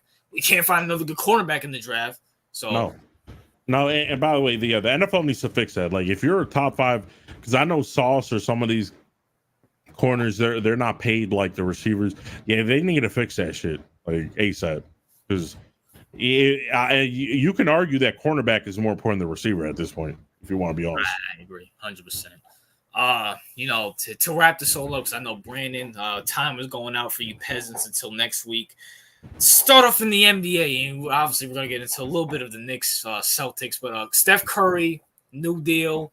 I think it goes until 2026, $63.3 million. CEO, what's your thoughts on that? And does that give any chance to him and LeBron playing together at all?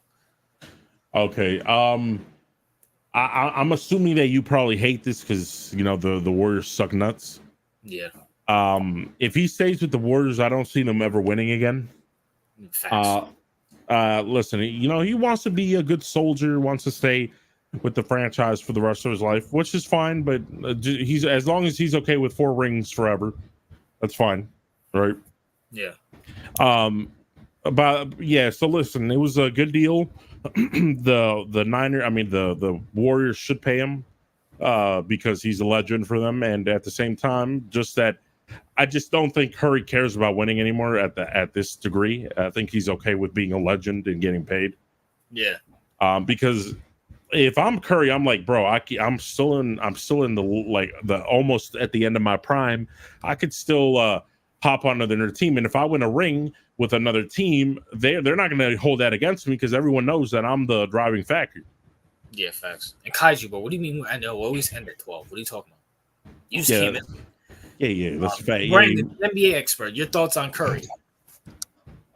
I mean, I'm indifferent towards it. I mean, cool. He got an extension for 1 more year. What's that going to do? I mean, we already talked about he's not going to win anything else.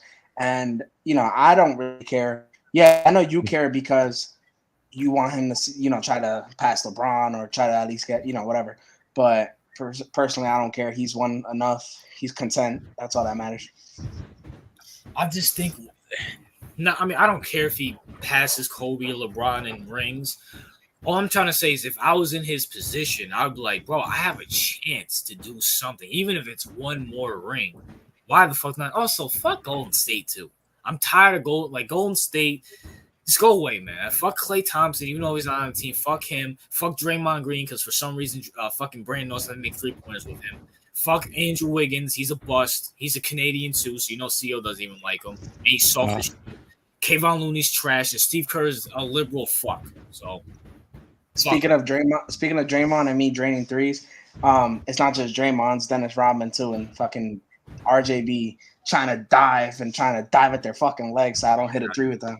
Gosh, dude, I don't understand. So this asshole will miss with Klay Thompson and Steph, but when it comes to Dennis Rodman and what's his name, Draymond, fuck, bro.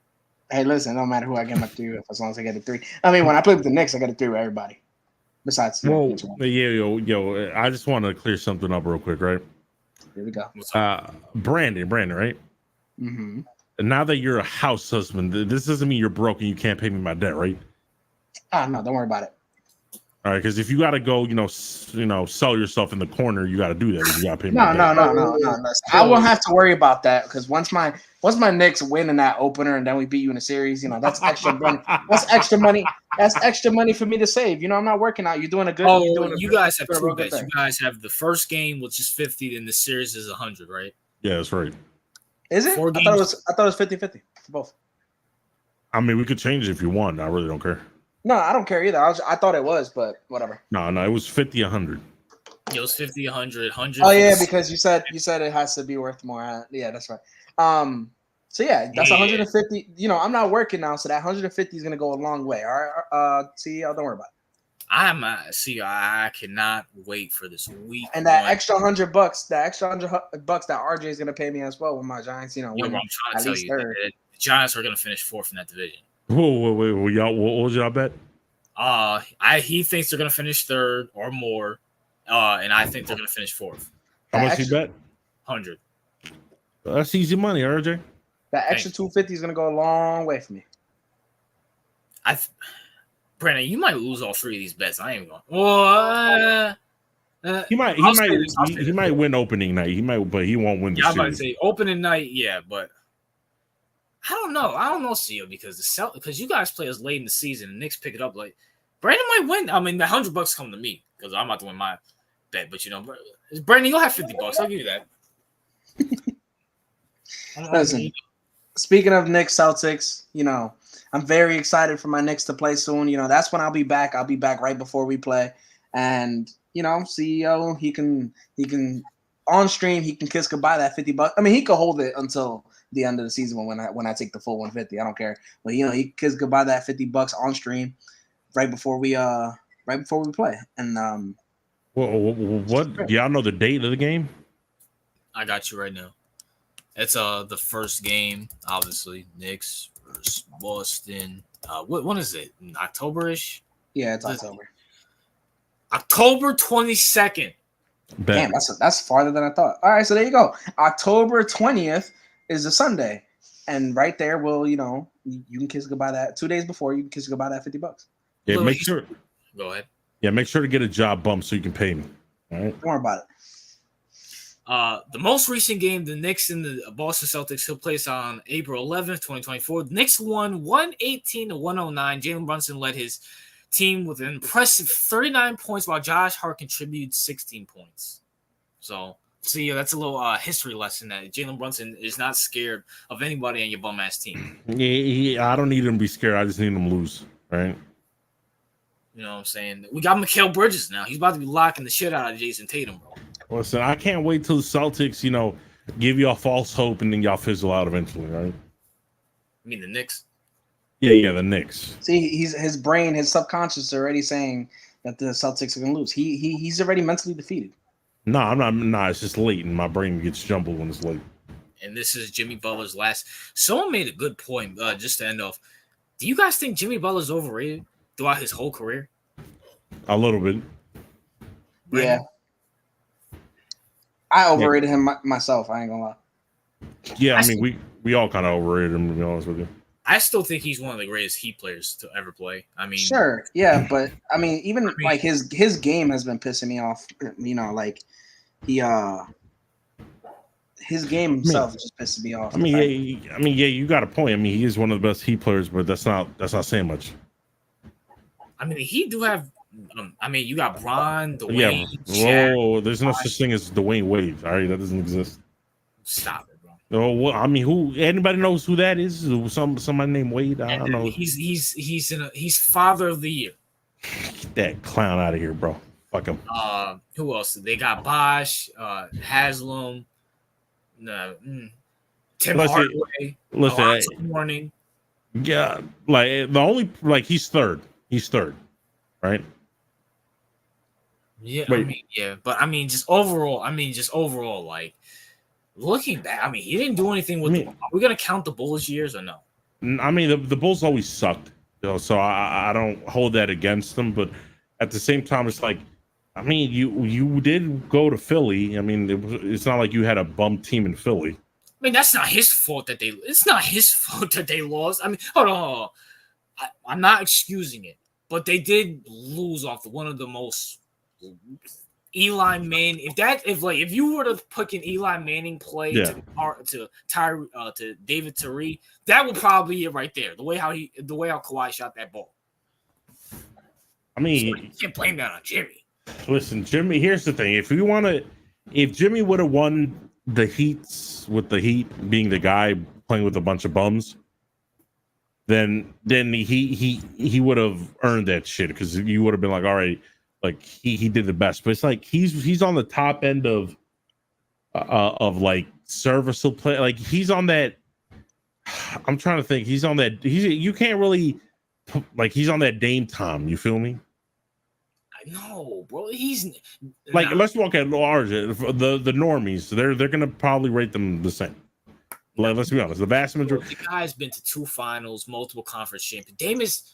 Dame can't get past the second round. Yeah, no, I feel you, but I feel like a lot of people are not gonna rank him higher than that because it's off of championships. They're not gonna respect him.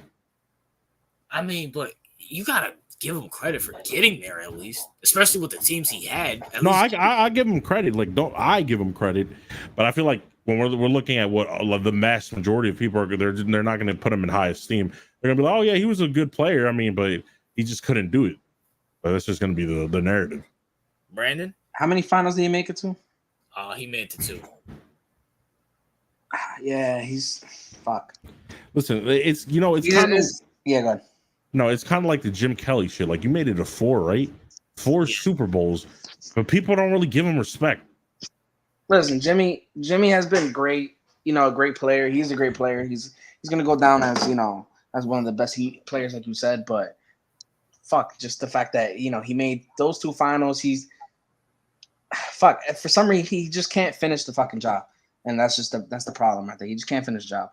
Every time he's got close to smelling to sniffing the victory, it just slips right out of his hands.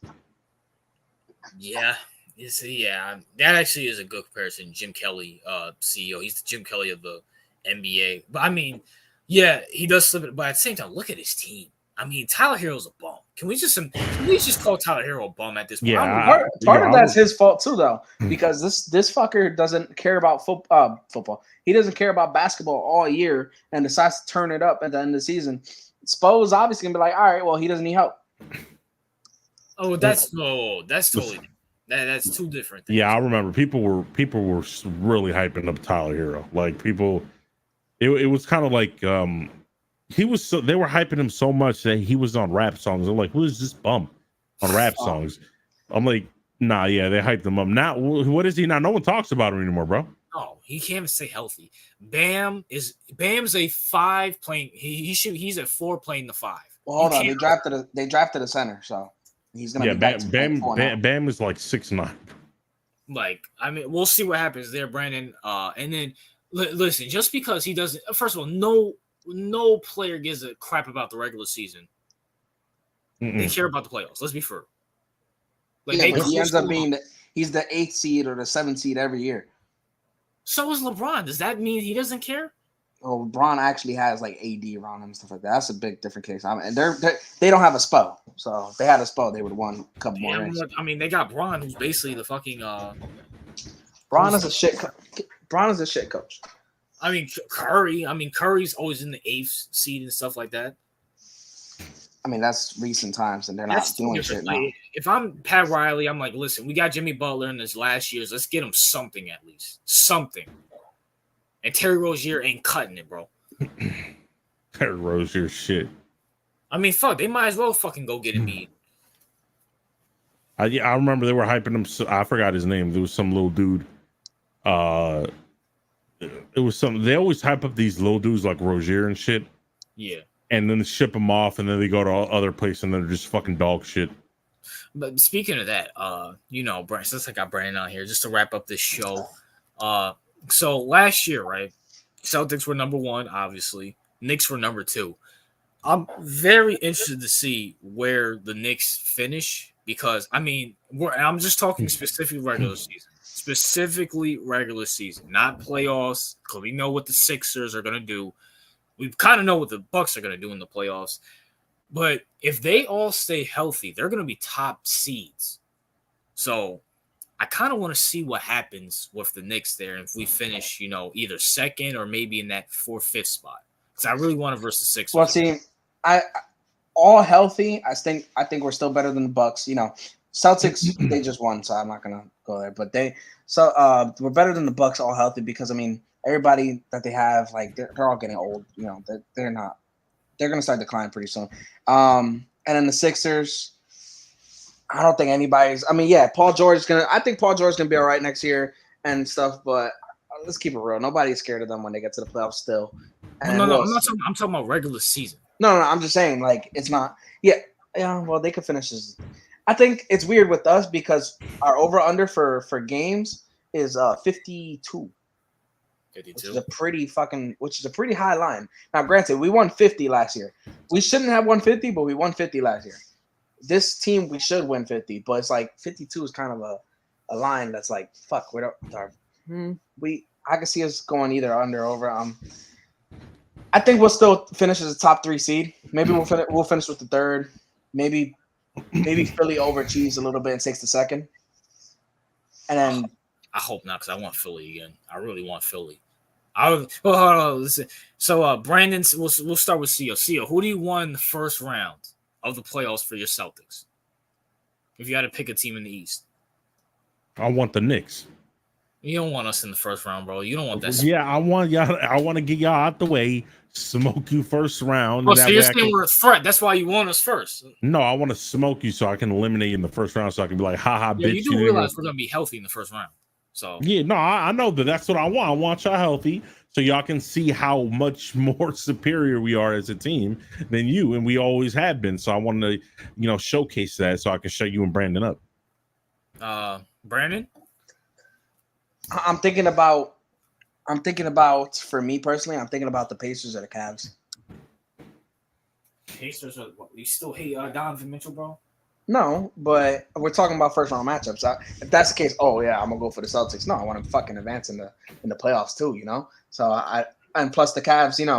That's a quick that's a quick tune up round for us. We go on, we beat whoever else in the second round.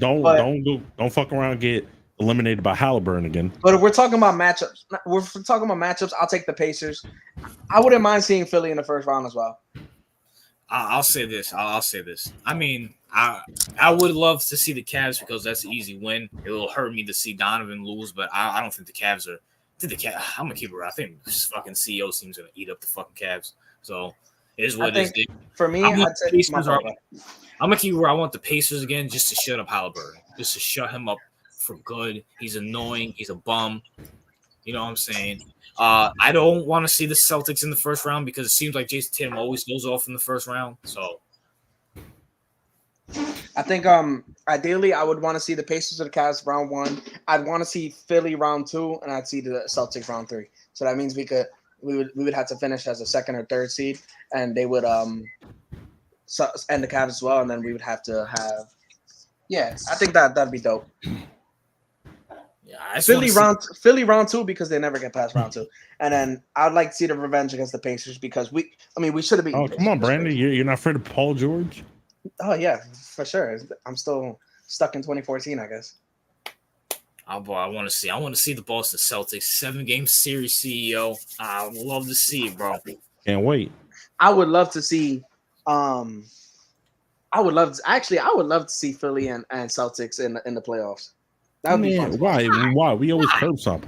Huh? Yeah, they curve stomp them. I don't know. I really just don't like Philly, so the faster they get out, it's just funnier to me. But I mean, it's funny because it's Philly always takes a lead on the Celtics, and the Celtics really don't give a fuck until the end. Oh man, but it is what it is. Peasants. We'll see you guys next week. It'll be the Sunday night game. What's the Sunday night game? Lions and Rams. See, is there anything you want to say to the Peasants? Nah, just fuck Puerto Ricans as usual. Brandon, is there anything you want to respond to that since you're here? Listen, Sunday, just watch my Giants whip that ass against Minnesota, and then I'll be back in about a month and some change because I didn't know it was October. Before there. Well, I didn't know it was October 22nd. I got to come in sparingly. I didn't know it was October 22nd in the game, but I'll come in, make sure CEO gets to hear my voice one more time before we whip that ass. Fuck out of here. Until next time, peace. Peace.